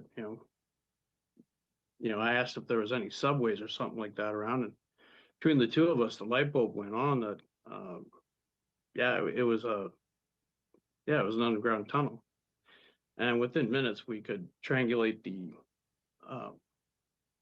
signals and be able to pinpoint the location. And that's the information I got to hand off. So no, I didn't, go on the raid itself. Handing that information off was the probable cause they needed to be able to go get a warrant, go to the location, and also communicate with the Mexican authorities on the other side to perform a raid. And that's what happened. Now, you're thinking, amazing, we have found the biggest cartel tunnel. There had never been one bigger previously discovered, I presume. Maybe there had been. I don't know, I'm going to become a hero, maybe you're thinking. This is going to be great. And the exact opposite thing is true, and it's because they eventually find pictures of, was it an American lieutenant colonel? Who exactly? Sorry, I know you told me this. Was it a colonel? One of the commanders that was with the Border Patrol was actually posed with a photo that was found on the Mexican side after the tunnel apparently had been built, along with other Mexican military and U.S. military. Mm-hmm. So there had been some collaboration. Prior to us getting there, there had been a lot of suspicion that the federal government knew that 80%, I think it was 60 to 80% of the cocaine was coming through the Douglas, Arizona area. And that's basically Region 6, or that's why they called it JTF 6. So they knew all the cocaine's coming through this one area. But the local authorities back then, came up with shrugs like, oh, we just don't see where it's coming from. So they suspected there was some compromise of officials down there. So yeah, we went to work, and it didn't take us long to pinpoint this. So when they recovered that data and they recovered the photos, obviously they had some of the top names of who was helping out on the U.S. side to help build the tunnel and also keep it functioning for at least 6 months, judging by the data on the photo. So I just wanted to ask you, your attachment to, because I'm trying to figure out why you're going to then go back to Fort Huachuca, is that where you were initially trained? Yeah, I was. Yeah. Okay, so you were initially trained on Fort Huachuca. What then ends up happening is they put you're not allowed to talk. You just get gagged for, is it 25 years the gag order lasted, while they destroyed every layer of your life, fed your name to the cartels, you've been on the run, you've had to change your name, your family is now in debt, you've been fighting lawsuits, trying to get the government to I guess, defend you against the cartel gangs. And clearly they're angry because you stepped on their toes, it looks like. I think that's a fair depiction of what happened here, which we are learning more and more how corrupt and I think the CIA was created to traffic, to be clear. That's my opinion there. But they effectively destroyed your life and gagged you in the process. Is that a fair assessment of what happened next? A lot of the story that he told is what you can find in articles about that situation. If you just did a Google search and just started digging down rabbit holes, you could find pretty much everything that he said. I'm not saying that he's lying. I'm just saying that there's nothing new that he said. Only thing that's new is now what he's going to say here that he fed to Candace, which seems very interesting. Yeah, it is. I could probably go into some detail that while we were down there, I got the honor of incinerating all the. It was about a ton of cocaine, and a bunch of guns, bunch of money, and then right afterward we went right back to work. And I ended up getting approached with a friend at Noka, Arizona. Not a friend, but another Border Patrol agent. And if it wasn't for him, I was too stupid. I didn't understand why this person was coming up or why they had personal information on me. I was a young kid. It was the Border Patrol agent that caught what it was about. And yeah, thank God. He knew what to do. Took me back to base, and they thought it was, something I did to give away my identity. So I was on base for, it was the next day that I got brought into a briefing. And by that time, the photos from the Mexican side had made their way to the American side, and they were able to put together how my information got fed to the other side.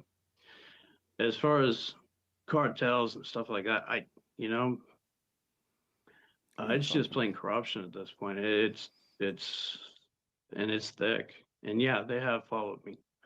I've had people come through my windows. And it's not like, I know these are, it's like fantastical stories. We got the court documents. We got the court cases. You've sent them. It's not just that we have those. It's that the work that was done to even try to bury those afterward. It's pretty substantial. And yeah, I've got 20 years of this, and you'd think, one would think that somebody in the federal government would care, or in any part of our government would care. So let me make sure I got this right, because I'm really lost. And it just seems very interesting that this gentleman, they went through all of these hoops to ruin his life, giving him a false identity and so on and so forth.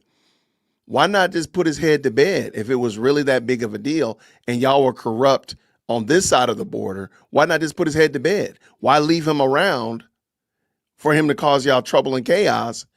That makes no sense. I'm sorry. Candace, I can't believe Candace is this dumb that she's allowing this to go on. The stories don't add up. If these people, no loose ends, for crying out loud, every spy movie, every espionage tale tells you that. Why in the world is this man still around if this was true? Like literally he says, oh, my previous name was John Jacob Jingleheimer Schmidt, but now my name is Mitch. There's no way to find out if he really was John Jacob Jingleheimer Schmidt, because all of his information has been, quote unquote, changed because he's under witness protection. Y'all, this woman can't be this boneheaded. The more I've gone up the chain to try and, get more of these records, as well as get answers to this saga, it just seems like I step on more and more toes. And eventually, that's what led me to going down to Fort Huachuca, was just to get the original records and find out, why wasn't the FBI updated as to what my status was, and why has this been allowed to, basically use our own laws against me to attack my life? I feel I wanted answers. When I hear the story, it makes me so angry because it's just too many people that are serving our country, only to figure out that our country is serving some other, the interests of oligarchs, truly.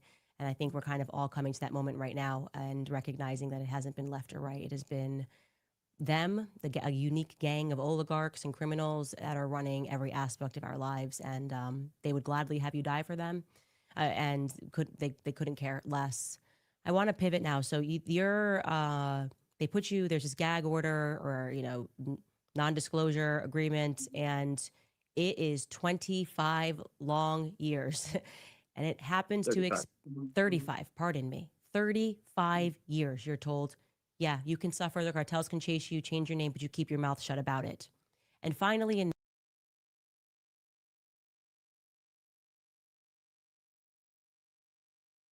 I quit. Y'all, I'm sorry. This is just mentally deflected. Somebody on Twitter has posted to me the actual screenshot of his ID. I'm just going to share it with y'all, and then y'all make your decision based upon whatever you want, based upon information and belief. Here's the ID.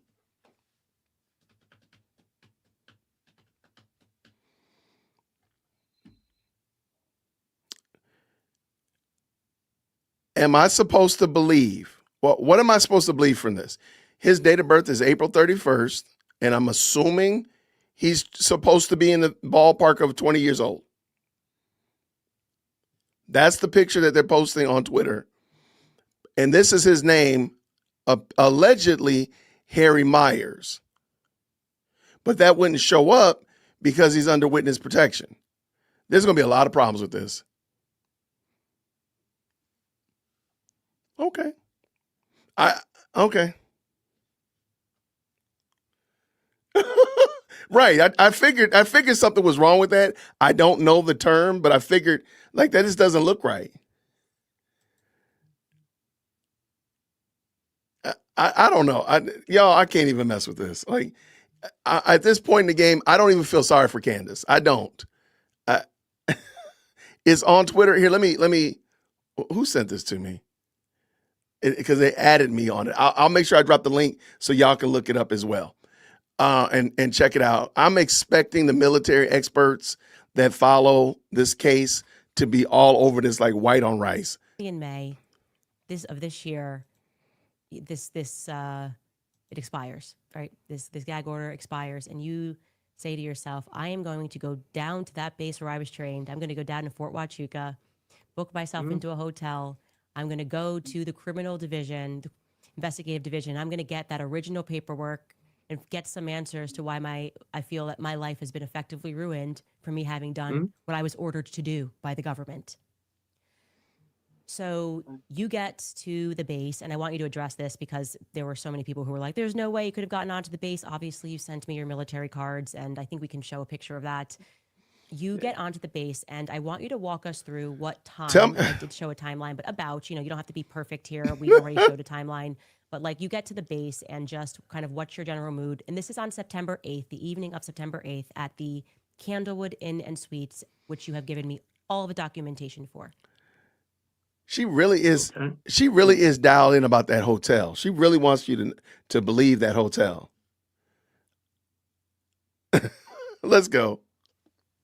Yeah, and getting into Tucson, there was a little bit of a issue getting the rental car and stuff, so that took a little while, a little bit of a delay, but we made reservations ahead of time for me to be there.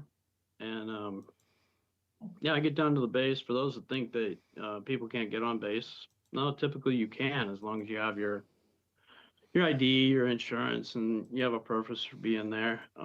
But when your your ID showed your old name. Your ID showed your old name though. So why would they let you on with your old alien and not your new alias? And Skylar, you can show that documentation as he's speaking. I'm sorry, go ahead. Yeah. So yeah, we made reservations, and I got to the hotel. I had it was sort of hard to find, but once I found it, I sort of recognized it because it was that was actually the barracks that I had when I was there in AIT training, but they converted it. So yeah, that was pretty cool. All of a sudden, I'm staying in the same barracks. Really nice place, by the way. wonderful beds. But yeah, I check in, and as I'm doing that, you can tell that there's regular military people, young kids that are there, probably just checking in to post, stuff like that. There were a couple people that stood out, and they're a little bit older, and as I'm checking in, one guy that was sitting on the couch, he just had a sheen to him. Y'all, okay, I quit. This is the best live chat on the planet. I don't know how I missed this, but my birthday's in April. Y'all know that, right? You know your boy's birthday's in April. I don't know how I missed it, but April doesn't have 31 days in it. And his date of birth is April 31st. This is not fake. This is real. Y'all, just quit. Let's quit, y'all. Just quit. Just stop. Just quit. I'm sorry. And I'm sorry, this does not look like a 20-year-old. I'm sorry, I'm not going to go with that. This doesn't look like a 20-year-old. And the privileges are secret Ceph meetings and drug tunnels. That's his privilege.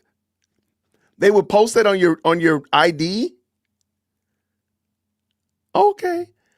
Y'all, I cannot wait to get off this stream, and we might go to Twitter together. Matter of fact, I might just go take y'all to Twitter and we just go through this together. They are going to probably have this dude for lunch. Yo,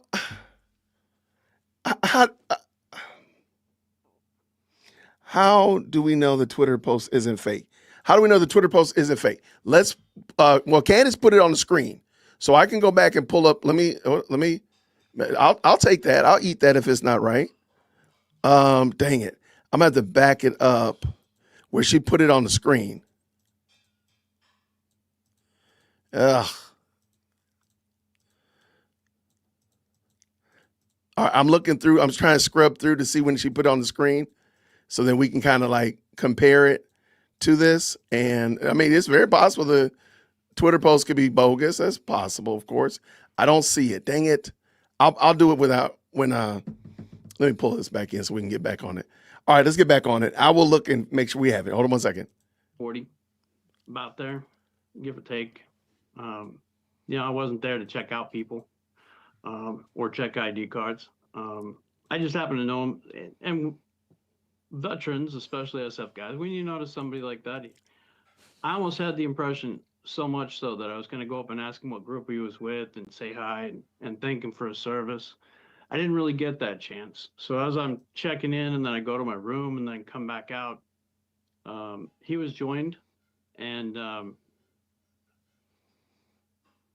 joined by a female that you can definitely tell when, how do you put it, when people are well off and they're dressing down. She was definitely dressing down. And what does that mean? It was very well kept. The one thing I noticed about the woman that really stuck out to me was her eyes. And I have an ex that has caused me a lot of problems.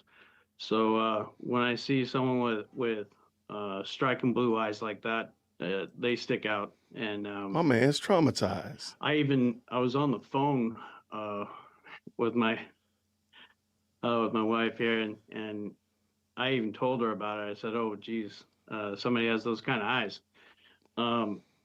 It creeped me out a little bit, and it had nothing to do with that person. Just, life is what it is.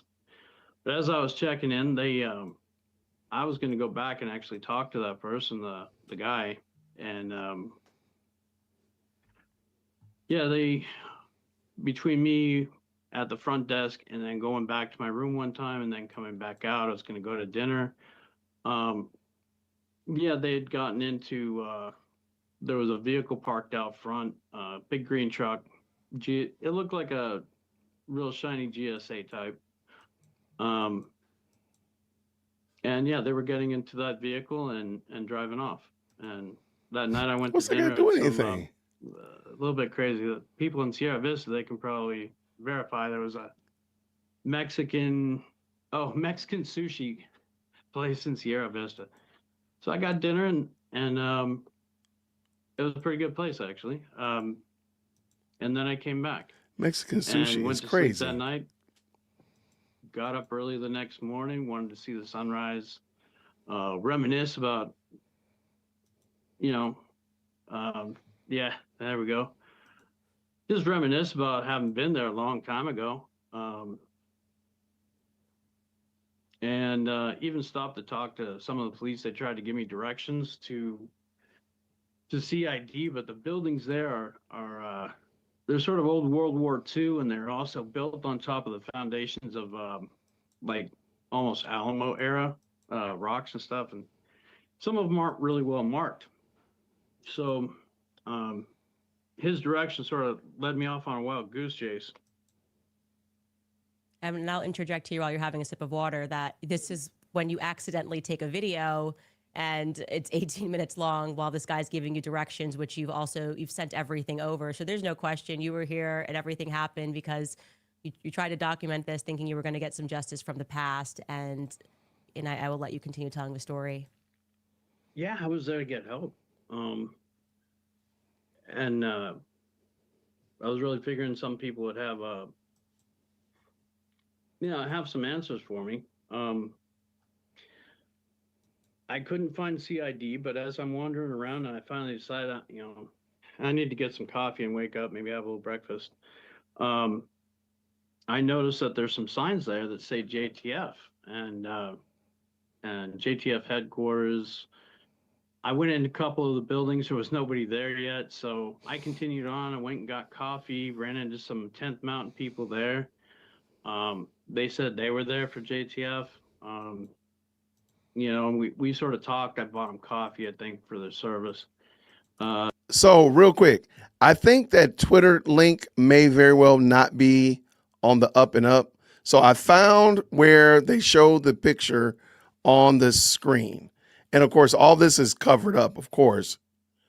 So it doesn't say his birthday. It doesn't say tunnels and all that kind of foolishness and it's such like that. So I don't think that was on the up and up. But yeah, I don't see anything on it like that. That Twitter picture probably was fake. I'll probably take that. But I don't know how I would verify any of this stuff on here, though. And I'm not saying the gentleman was not in the military. So the VA might be right. It could be right. It just seems wild, though. Anyway, just want to let you know I did find that. So I'm going to probably go with, it's probably not right. It might be phony. Okay, let's go. I asked where there would be a headquarters that I could go to speak to someone. They tried to explain it to me. I forget, they gave me a building name. And I don't necessarily we don't want to disclose that kind of stuff, but I went right back to the front gate. And as I came in, as they scanned me in with my ID card, I asked the gate guard there, there it is. where would this building be? Okay, so there it is. How would I get there? Let me catch that again. Let me screenshot that. Make sure I got a copy of it. Okay, but what is the name on the ID?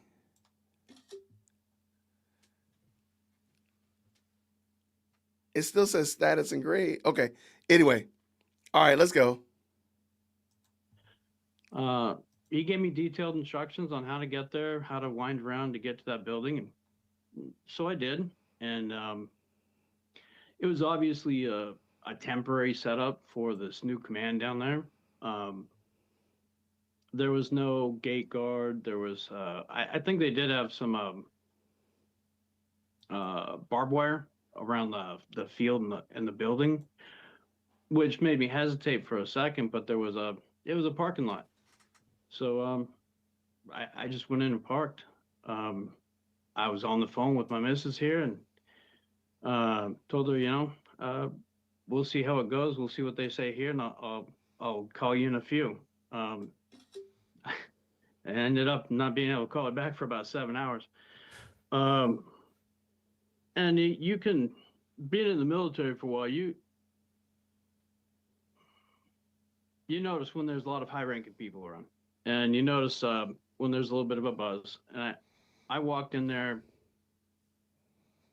I didn't know if this was just a new type of army that I haven't seen for a while.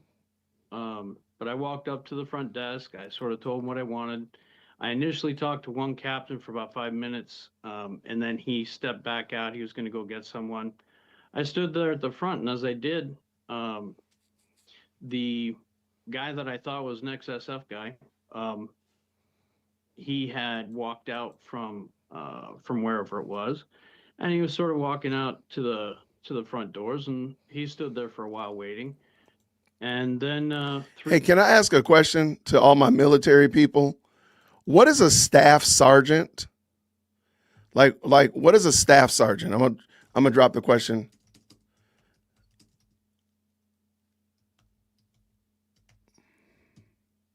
What is a staff sergeant? Is that pretty low on the food chain or what?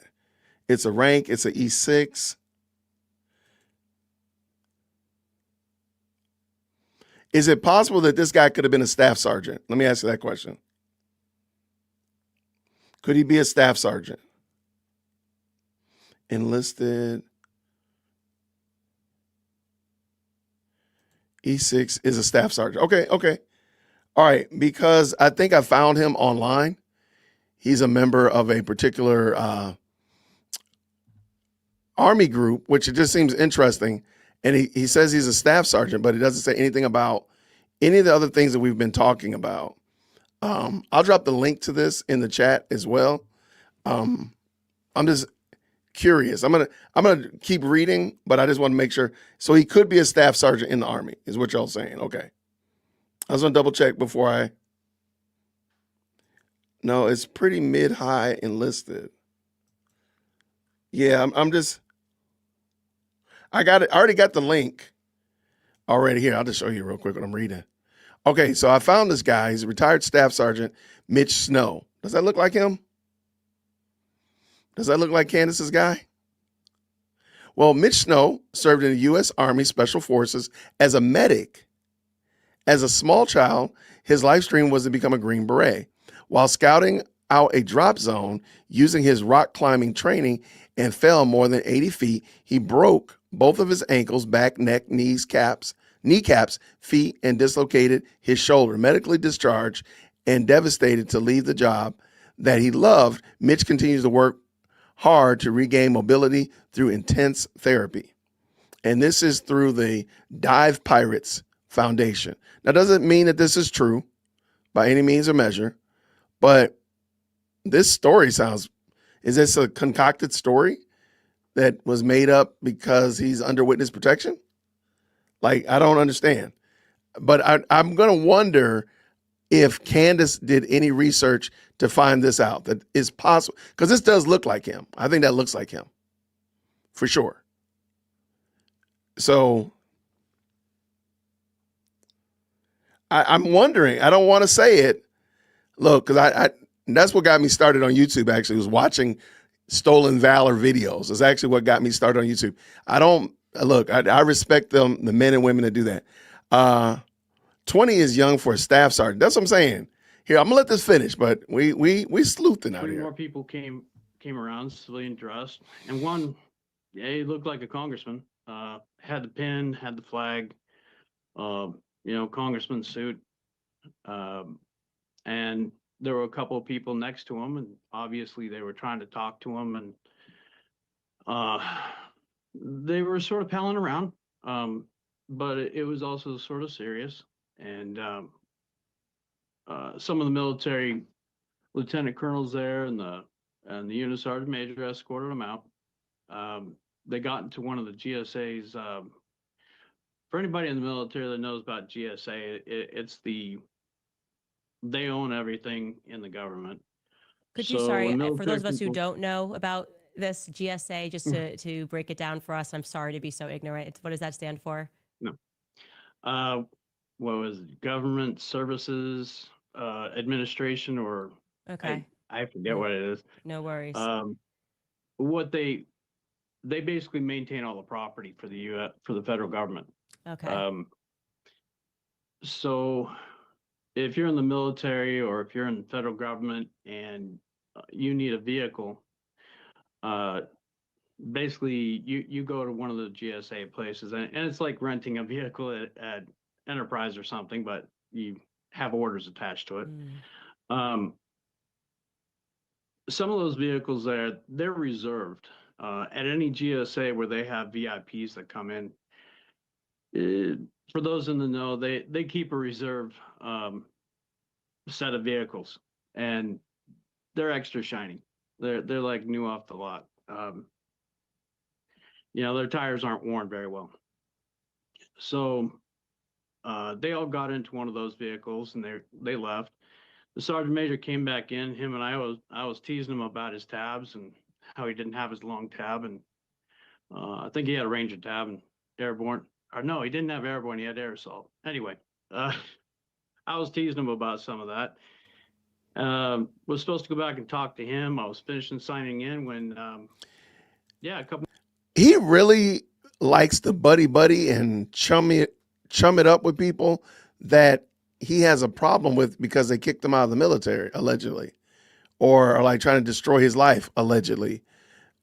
He just, y'all, this is wild. Okay. More captains came around the corners and they escorted me way out. They wanted to take me out of the building. I thought I was getting arrested, and I didn't know what I had done wrong.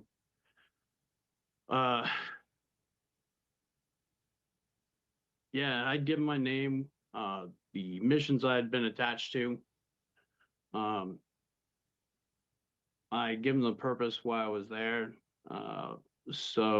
And I was very polite about it. I was trying to be discreet as possible.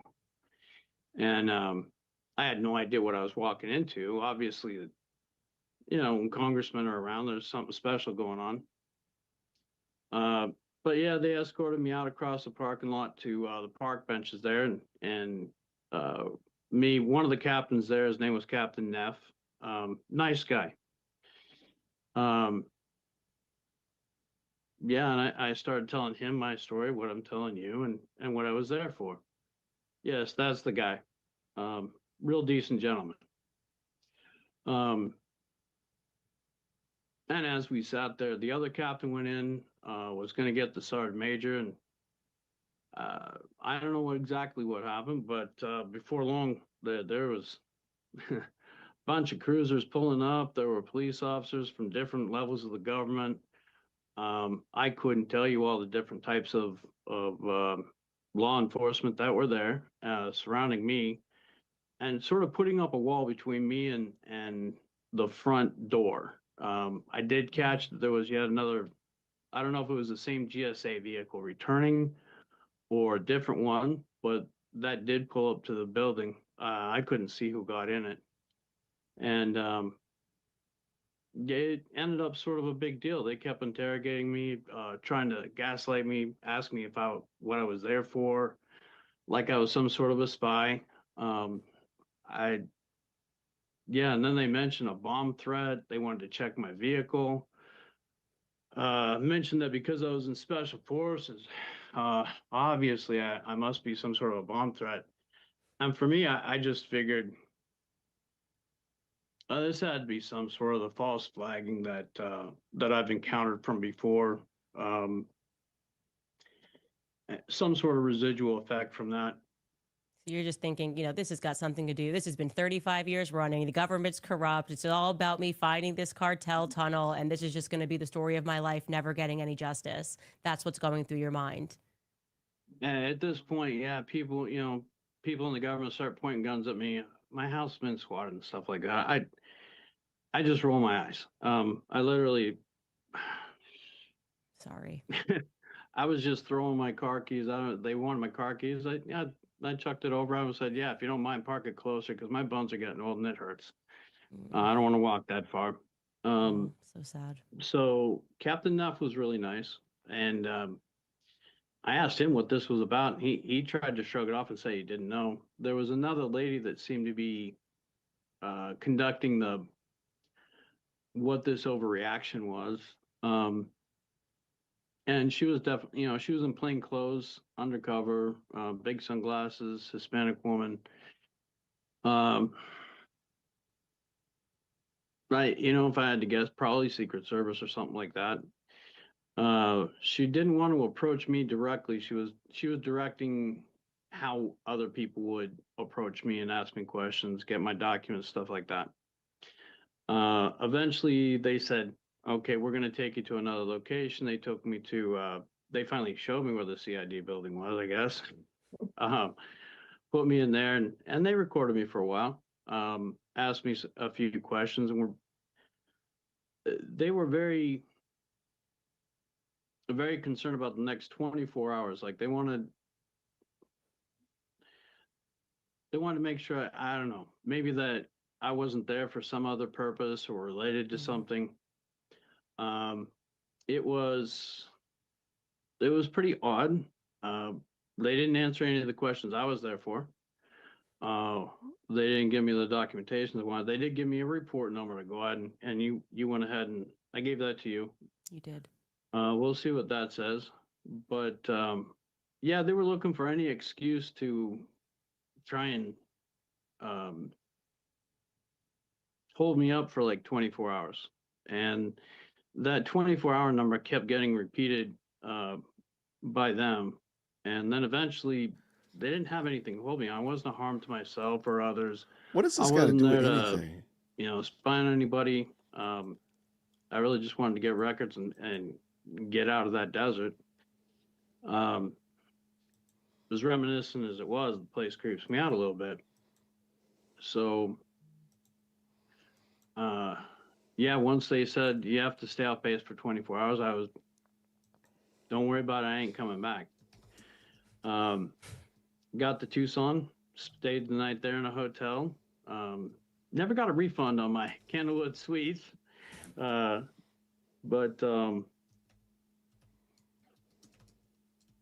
yeah, got on the plane, and before we touched down, I had a stop off in Salt Lake City. By the time we wheeled down, we got the news about Charlie Kirk. Y'all do realize that he did not say that he saw Brian Harpole, right? Or maybe I missed it because my ears might have went to sleep. But I don't think he ever mentioned that he saw Brian Harpole. Call me crazy. And of course, that's been just all over the news. Everybody's watching it, and I don't think anybody's believing what the federal government's saying about it for sure. But what I noticed, I don't know these people from TPUSA. Never been associated. I could recognize Charlie Kirk probably. But what I started seeing come across got more familiar once I saw a picture of somebody in a ponytail with those eyes. That was that person. They were there. And yeah, the head of security there, he was one of the people walking out with the congressman. Now, how would I know that? I just have a gift for recognizing people. And yeah, maybe it's not him. Maybe he has doppelganger, but who is the somebody person? with the same mannerisms, the same crick in his neck, face, the waxy look on his face, hand gestures, shoulder shrug, gait, approximate height, haircut, definitely walked past me. And if in you the had hotel, to put it at a percentage that you were looking at Brian Harpole, maybe he's got a brother in the military, who knows, right? Maybe he does have a doppelganger, he's got a twin brother, who knows? And I want to be clear, I can confirm on this podcast live every step of your story in terms of where you went, what time you were there, that there was this big meeting that happened. I confirmed the location with other people that are on. How did you confirm it? Candace, we need to know how you confirmed it. How did you confirm it? Yeah, like a big, hold on. Who's this person with the ponytail? Who is that? Brian Harper don't have a ponytail? What am I not getting? Am I missing something? Yo, this is ridiculous. Can confirm everything with metadata. I obviously can't confirm that you saw who you say you saw. If you had to put it at a percentage that you saw Brian Harpole, what percentage would you put it at? 95. 95%. Okay. 95 to 99. I mean, when I saw him, on the interview with his face and gestures, with that photo,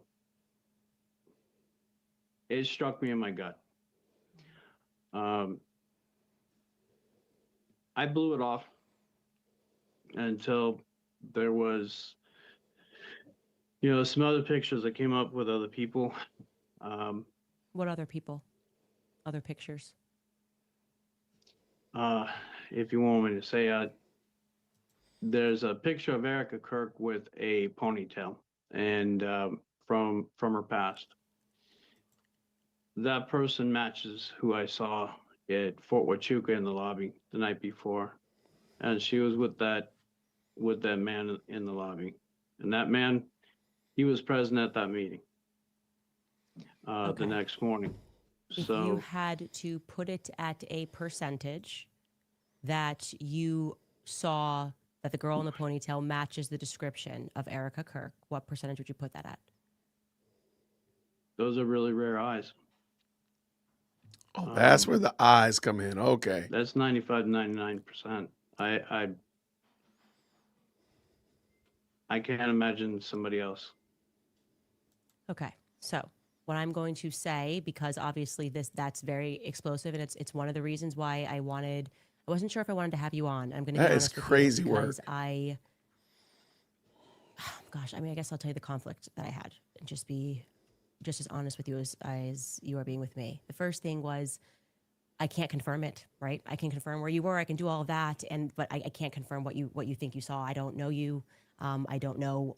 There are people like my husband who we can see someone once and he recognizes that person 10 years later exactly where we saw them. And there are people like me, and I kind of have facial blindness until I meet someone 3 times. The second thing was, I didn't want people to wrongly extrapolate things and say, okay, well, maybe she was on the base. Maybe there's a chance she wasn't on the base, right? That she has a doppelganger. People do have doppelgangers. I have doppelgangers, right? Wow. Well, let's say she was in the base. Let's say you're right. And you saw her. This is the night before. This is on the 8th. Maybe she was in the hotel, but maybe she was there for a different reason. Maybe she was there because she's always been open about the fact that her mother moved to Arizona because she got involved with the military. So that could be totally unrelated to the meeting that took place on the 9th. And I didn't want to, but then I said to myself, this man has lived through so much. You know what I mean? This man has lived through so much. And I would be turning my back on this, really a hero for discovering the cartels, who's lived through so much and has been treated like the government. And then I struggled with my own soul going, I'm turning my back on him because I'm afraid of backlash for allowing him to tell the truth. And so my soul was in conflict. And your soul was in conflict. You know what? This is not my platform. Okay. I genuinely believe this is God's platform. Wow. I'm a conduit. I don't know why I have a platform. And I don't know why you have this luck in life. I really don't. I don't know why these things happen to you or why they happen to me. But I know that my prayer was very intentional that night, that I received that email. So I'm going to allow the internet to hear your testimony, hear what you think. And I also want to show them a picture, because we did look through some congressmen, and I didn't tell you where they were congressmen from, but there is one that you thought looked familiar. And I am going to show that picture of him now. This is, and Skylar, someone's got to get in my ear because I'm blanking on his name. Mark Amodi. Is that right? Mark Amodi from Las Vegas. And you thought that this could potentially be the congressman that you saw on the 9th? Oh, yeah. Yeah. Yeah, that's the one that walked closest to me. That's the one that walked closest to you. That's 95. I'm absolutely, after I've looked at it, that was definitely the guy. Okay. Now, we have then been able to look at flights and look at who could have been at that meeting. We were able to confirm, based on a call sign, that there was somebody heavy duty that was at Fort Huachuca on that morning. Okay, y'all, we got to stop. I just, this is gross, man. What she's doing, yeah, no, man.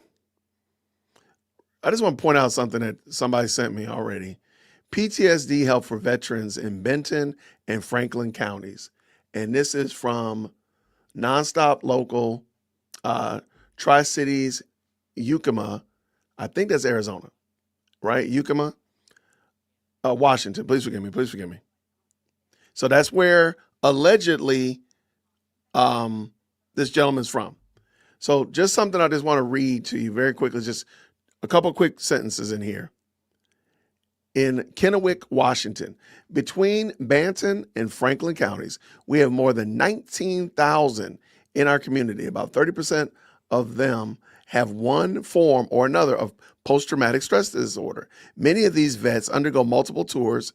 We're talking 3 to 4, up to 5, even up to 7 tours, where the war has become part of their life and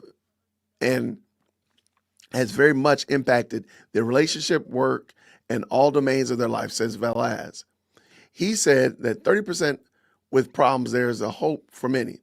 About 60% will get better, and another 30% usually stay stuck, says Velaz, of his clients. Okay, well, what are we reading, Jason? What is this about?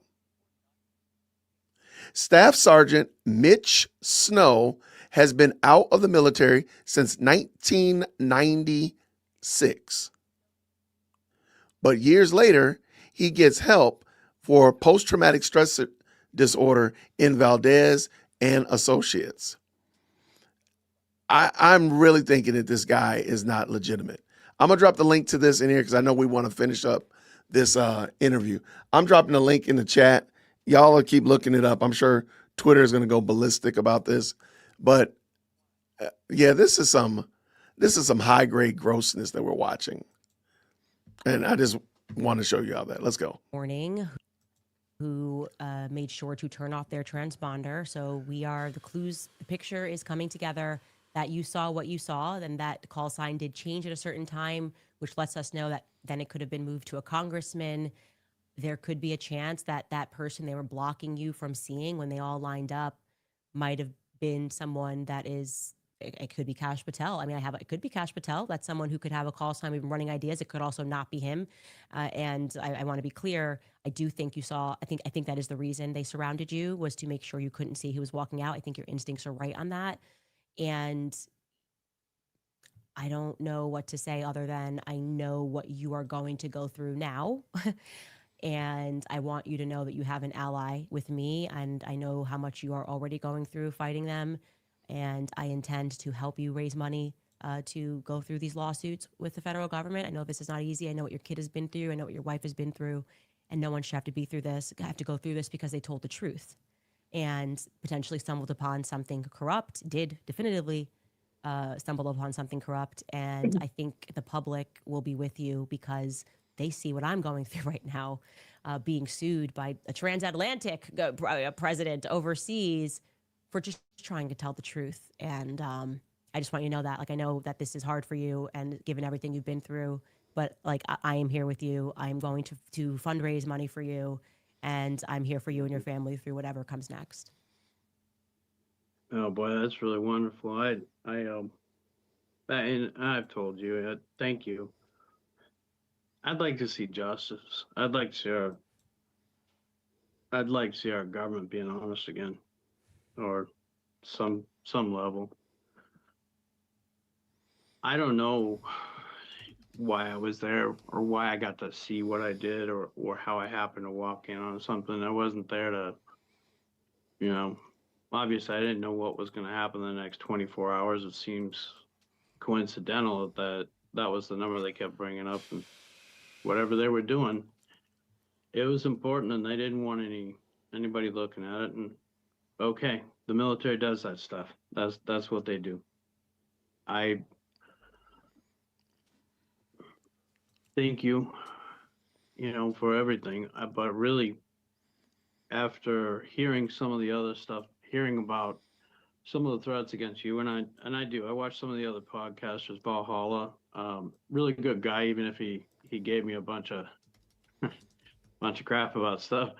Fellow brother there from First Group. No, he had So wait, he when let he himself. interviewed the French Foreign Legion, he got to learn a little bit about sometimes how in the intelligence world how things cross over. So he introduced himself to Valhalla. So he didn't just out himself with this story, y'all. This story is crazy. This is a great question. What does this have to do with anything?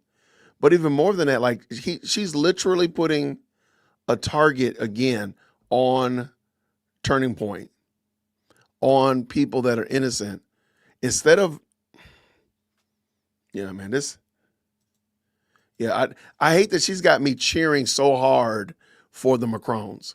Like, I might send some money to Macrons just to help bolster their case. Look, here's $1.95, man. That's what I got in my pocket, just to see y'all beat her. Like, this is crazy. This is so gross to see her. And she knows that she's pigeonholed. So she keeps creating new scenarios when she's down bad.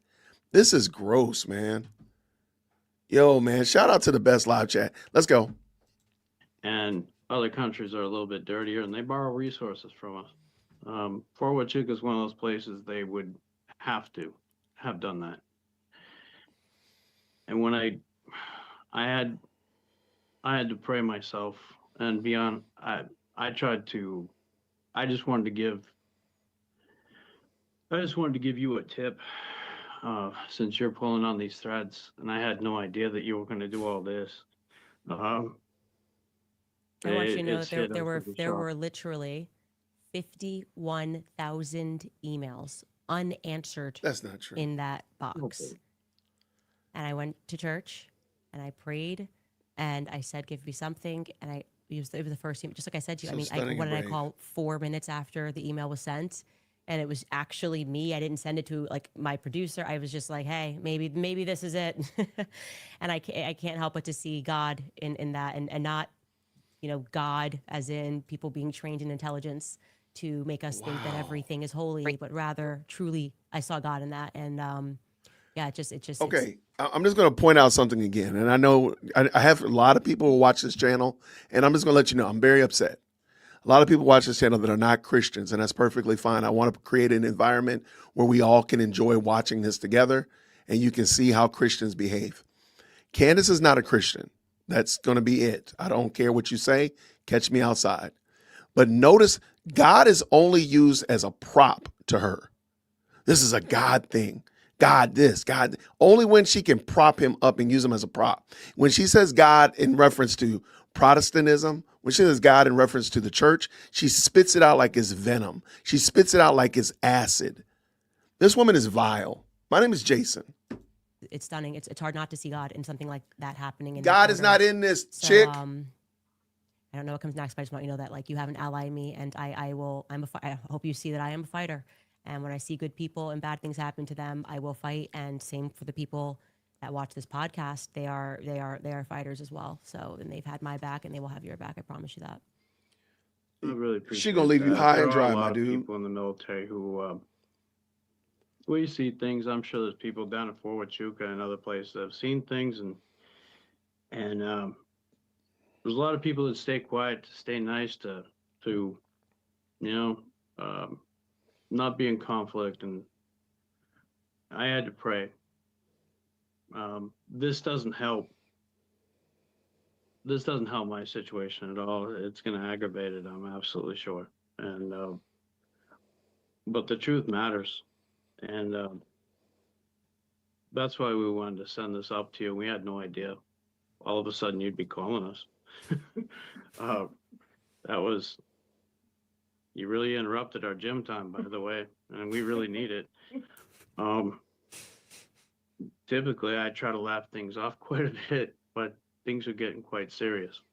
And I think Baron Coleman, he gets it.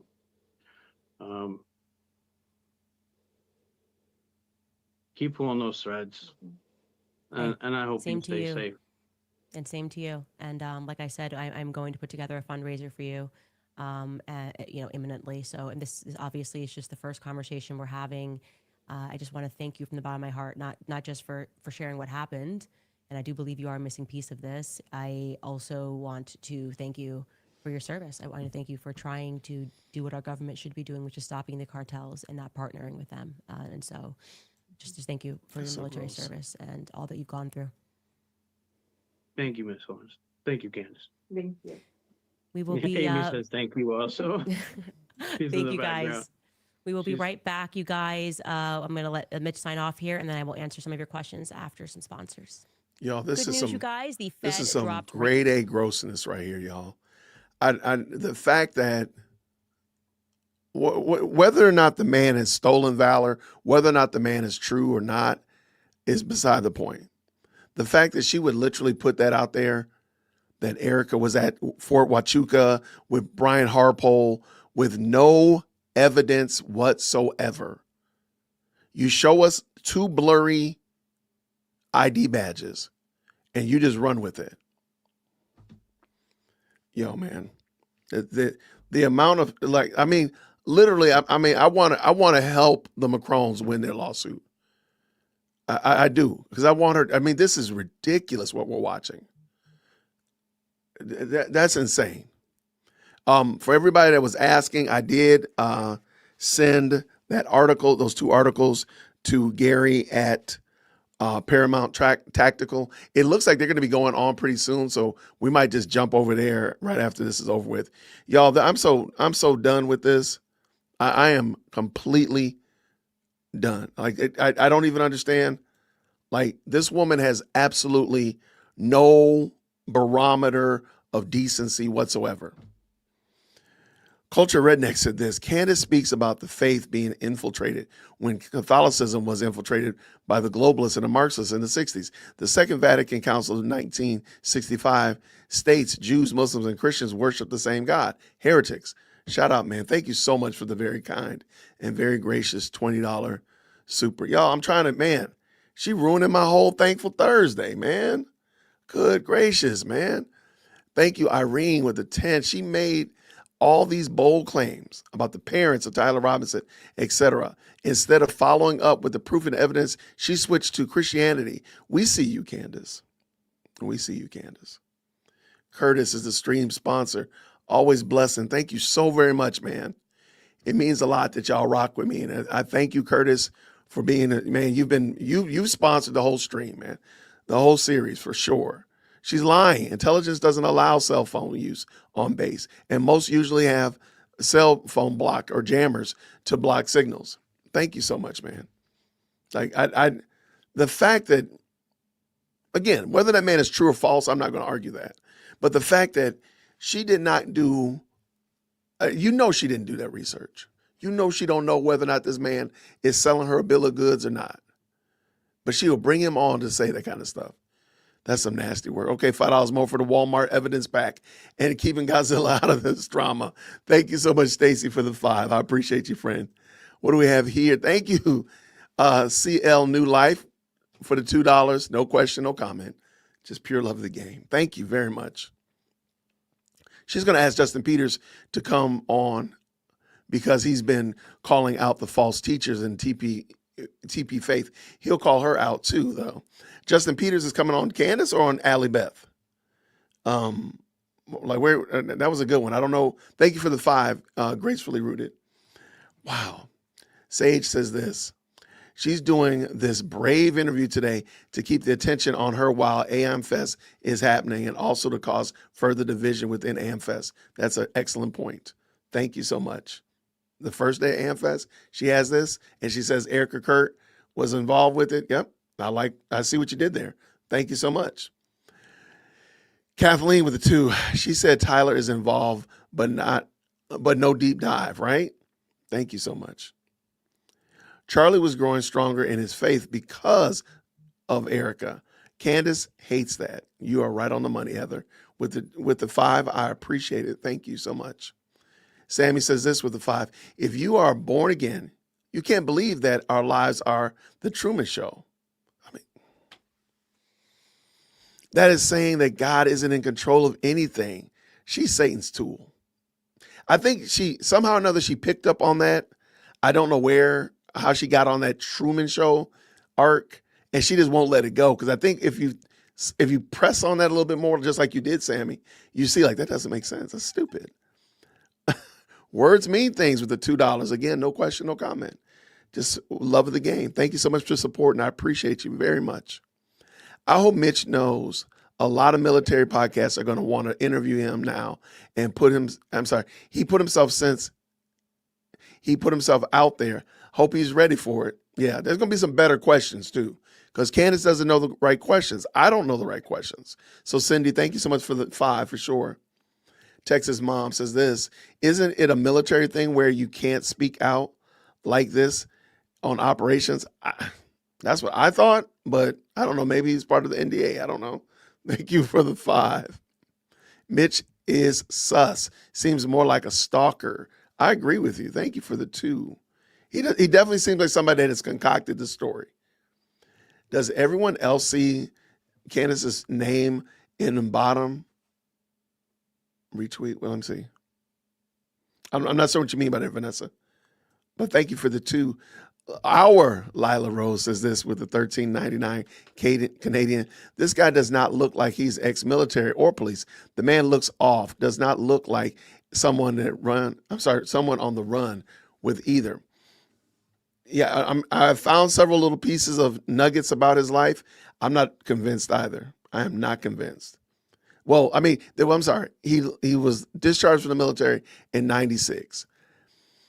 That means, in my opinion, he was about 22 years old. That's what I was 22 years old in 96. So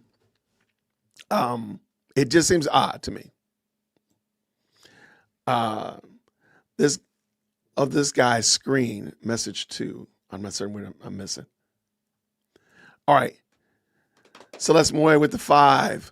Someone needs to look for a movie or 2 show with this plot. You know what? Now that is actually kind of funny. I do think some of this sounds like a movie plot. That is you're right on the money. I like that. From my experience, his age and ex-military appearance check out, but the way he's telling the story is weird.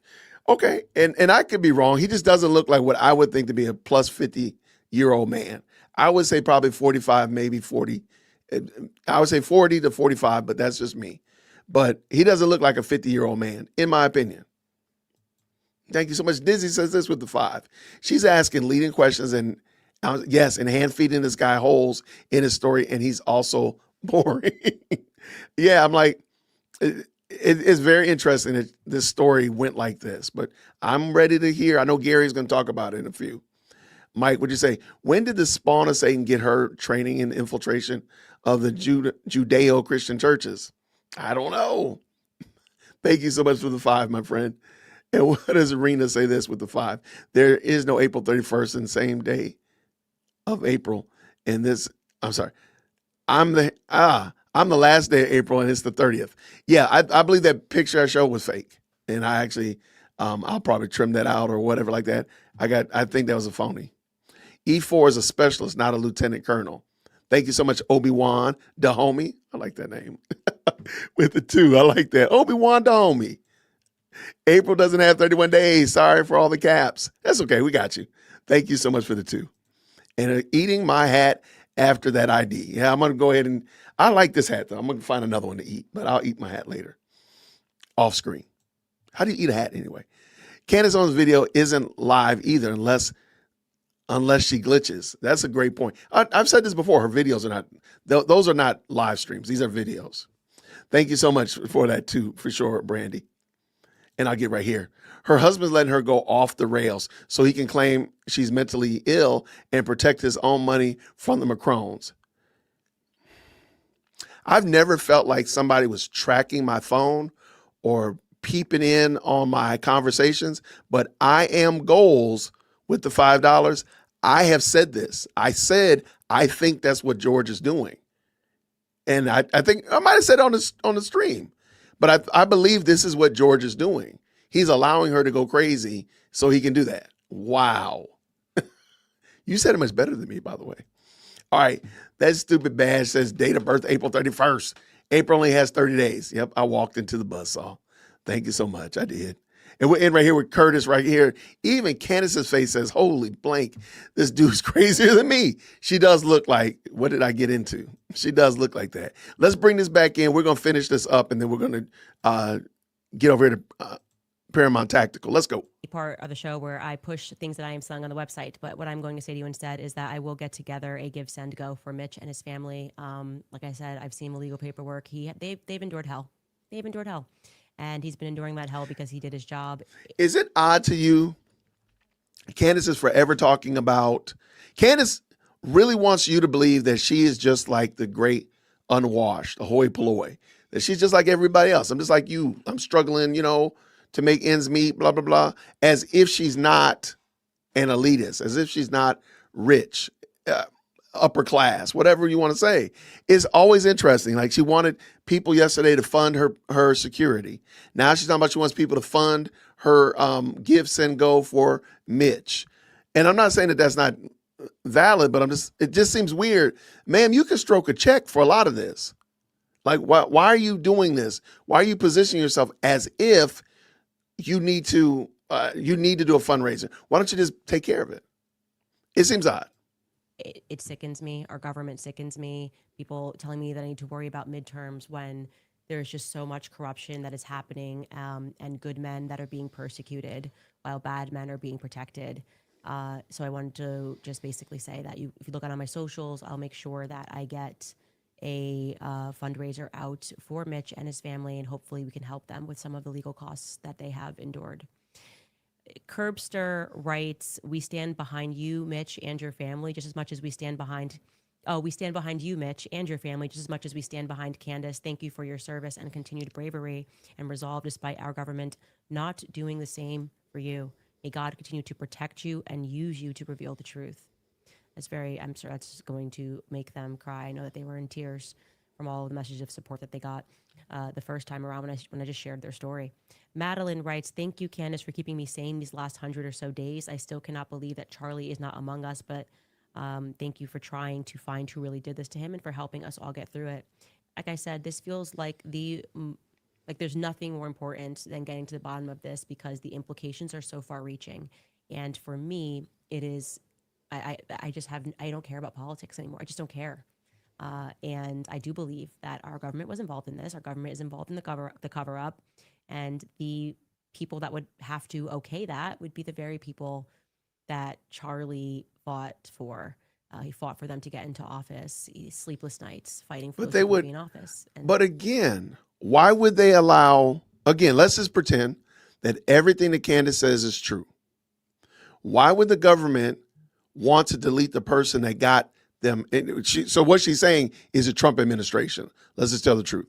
Why would the Trump administration delete Charlie, who helped them get into office, and leave you, who's trying to derail it? Like, that doesn't make sense. Maybe I'm missing it. If there's some kind of, abacus and girl math or boy math that I need, crazy people math, let me know. Why is it like that? Doesn't make sense. Finish this up, Jason. We're almost done. So, like I said over and over again, I don't care about your midterms. I just don't care about your midterms. I want to know who killed Charlie Kirk, and I want to know why. I want to know why he had to die. Martin Box writes, thank you for being my compass throughout the last few months and helping me to gauge right from wrong. Christ is king. Indeed, Christ is king. Bitsy Figurino writes, I recognize the psychological religious operation going on since Trump was elected. It's been wild to watch. Christ called us to be peacemakers. I would like to help with preborn. I'm in Arizona, and I am also an ultrasound tech. They will know us by our love. Please reach out to preborn. They do fantastic work, and you are right to recognize that. They were also gaslighting us about that, and I was saying, like, there are so many of these people that have very high up military connections who have these platforms, and all they do is they focus on the Bible. And I'm telling you, there's something wrong. There's just something that is wrong. And you can kind of see the mask slip now because these people purport to. When you hear somebody say that you focus too much on the Bible, that's crazy work. That's crazy work. That's got to be. Candace, we've never even heard you even attempt to exegete a passage of scripture. Wow. I'm done with this, y'all. I'm finished. care about what happened to Charlie, and the easiest thing is to demand truth, and instead they're protecting people like Josh Hammer. It's just like such an obviously bad person. He lied, and they'll go out of their way to protect those individuals. That's a psychological operation. That's not the truth. And it's actually, in many ways, the most sadistic of all psychological operations, because what they're doing is they are asserting themselves as we are the most literate in Scripture, so we can tell you whether or not your soul is going to be condemned if you listen to this person or you don't listen to this person. What are you talking about? It makes me sick. Like I said, I hold the most contempt for those that hold up the Bible as they criticize people, knowing fully well that they could care less about what's in the Bible, and they just want to take swipes and attack somebody and feel justified in doing it. It's so arrogant. And I think it's also tremendously evil, because there are people that follow you and they are true Christians. I would love, again, I'm going to put out the ask. If somebody can find somebody making a biblical Christian argument for Candace Owens. I already know all the ones that speak against Candace. I got you. I want somebody to speak from the scriptures in support thereof. That's what I want to see. Namari Valamar writes, those who have been watching every single episode would not abandon ship. Do not lose hope, but place your trust in Christ alone. The Holy Spirit will bring discernment. That is true. And I think that's what this has been a story of. We all have spiritual discernment, right? We are feeling things on a spiritual level, and we are having people that think they can replace our spirit with garbage and just like, well, enough of us will say this and then it will be true. We'll just keep saying Tyler Robinson. We'll just keep saying the evidence is overwhelming, and we'll somehow hijack the spirit. And this time we're saying no. Ivan writes, the more haters, the more we know that you are on track. Go, Max, Candace. Again, guys, I'm going to jump off because we are over time here, but you will be hearing more from me on my socials. I will put up a give, send, go. Lord knows you're going to be on social. His family. We will obviously be giving in a big capacity, and I hope that you guys will join me in doing that. We'll see you guys tomorrow. Dang it, I don't want you to be on tomorrow, Candace. I want to take a break from you. God, in the morning.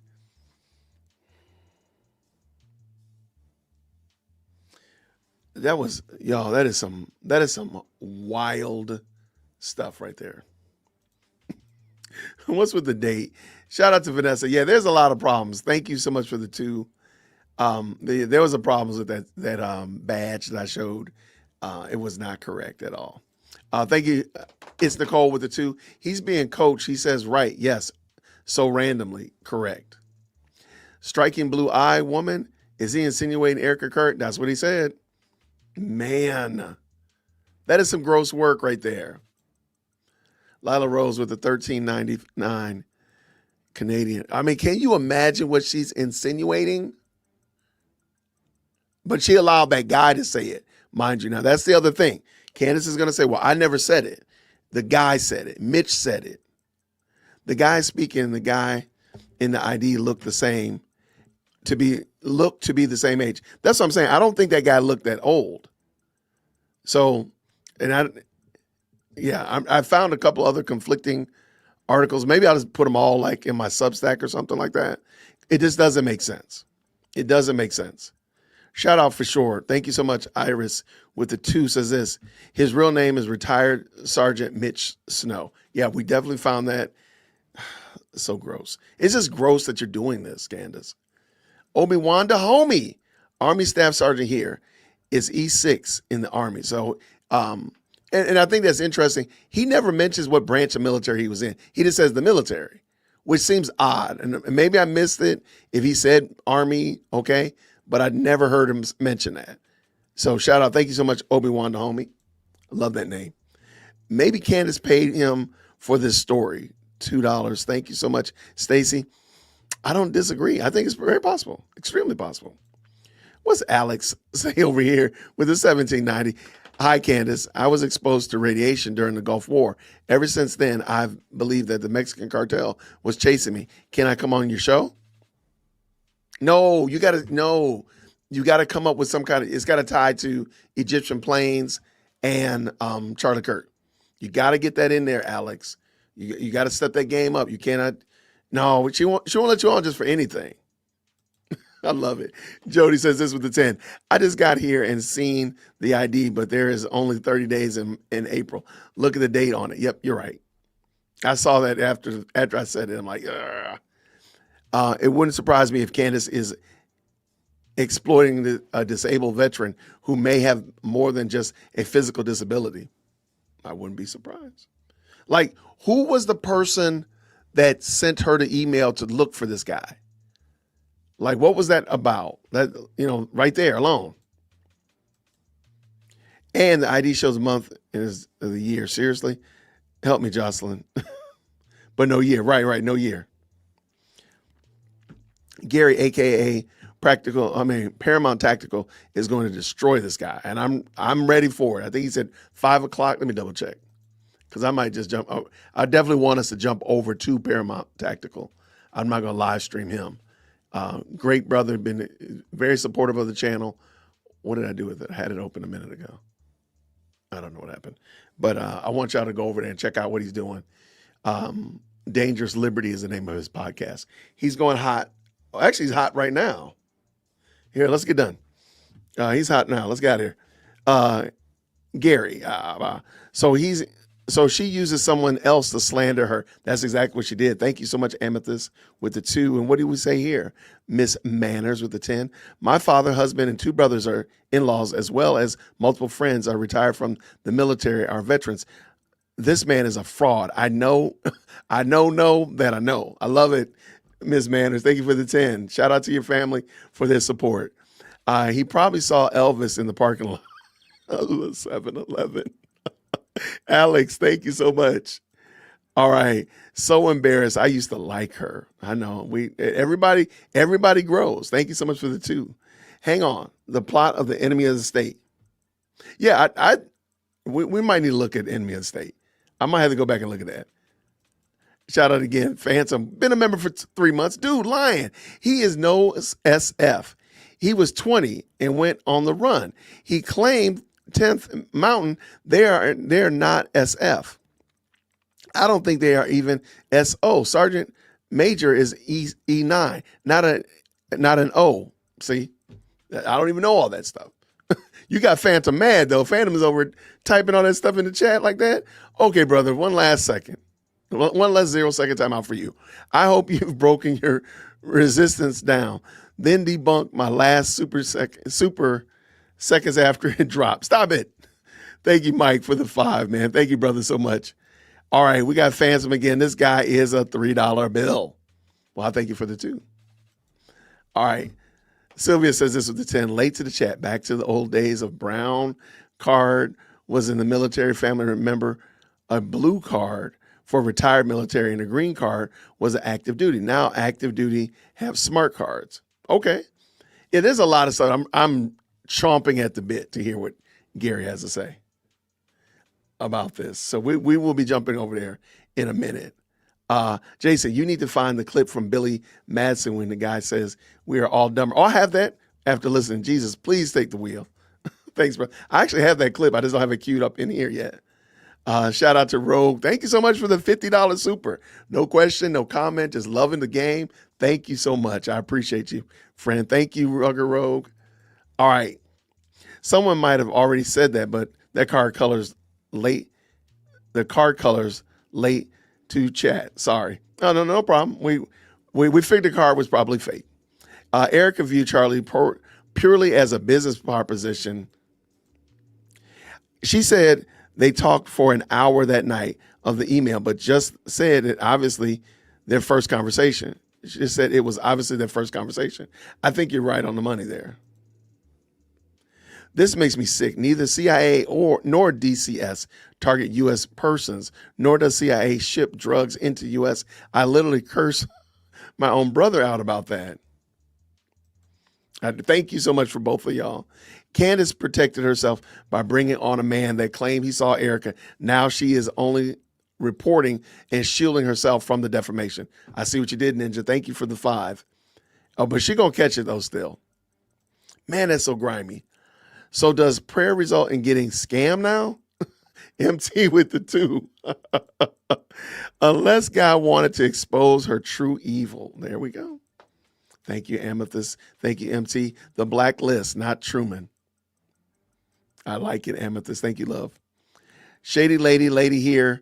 He is 59 years old, born in 1969. Mitchell Harris Snow is his full name, and from Pasco, Wisconsin. Don't ask me how I know. Okay, won't ask you how I know. Thank you for the 10, and I appreciate it. Jay Witt, this guy is a professional liar. Story found. Send it to me in email, Ruben.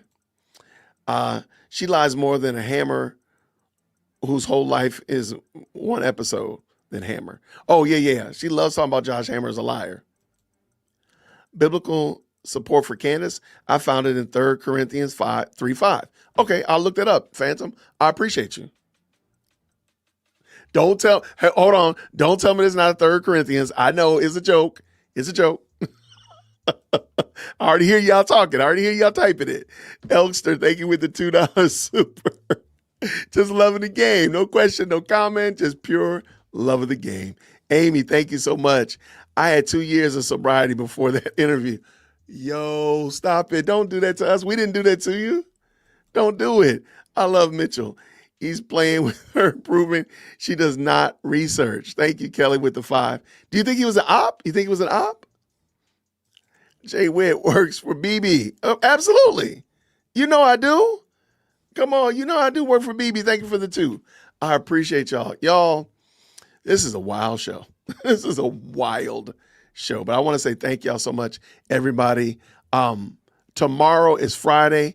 I wanted to talk about some of my new sponsors and the such like that, but I'm going to let that go. I'm going to drop the link to Paramount Tactical. Let's all just jump over there. I'm going to jump over there and holler at Gary for a minute. And such. Yeah, I'll drop some green hearts in the chat on your way out the door. Please make sure you tip your waiters. If you enjoyed it, hit that like button. And if you definitely enjoyed it, go on ahead and subscribe. Trying to hit 100,000 subscribers by April 30th next year. So I'm looking forward to doing that real soon. Everybody, green hearts on the way out. Let's green heart Gary when we get over there to Paramount Tactical. Until then, everybody, grace and peace. Thank you so much for tuning in to another episode of the Jay Witt Podcast. If you enjoyed today's show, please do me a favor and hit me up with that 3-piece special. Like the video, subscribe, and of course, share it with somebody who would also enjoy this type of content. And make sure you leave a comment because I do pin the best comments to the top. So thank you so much for tuning in today.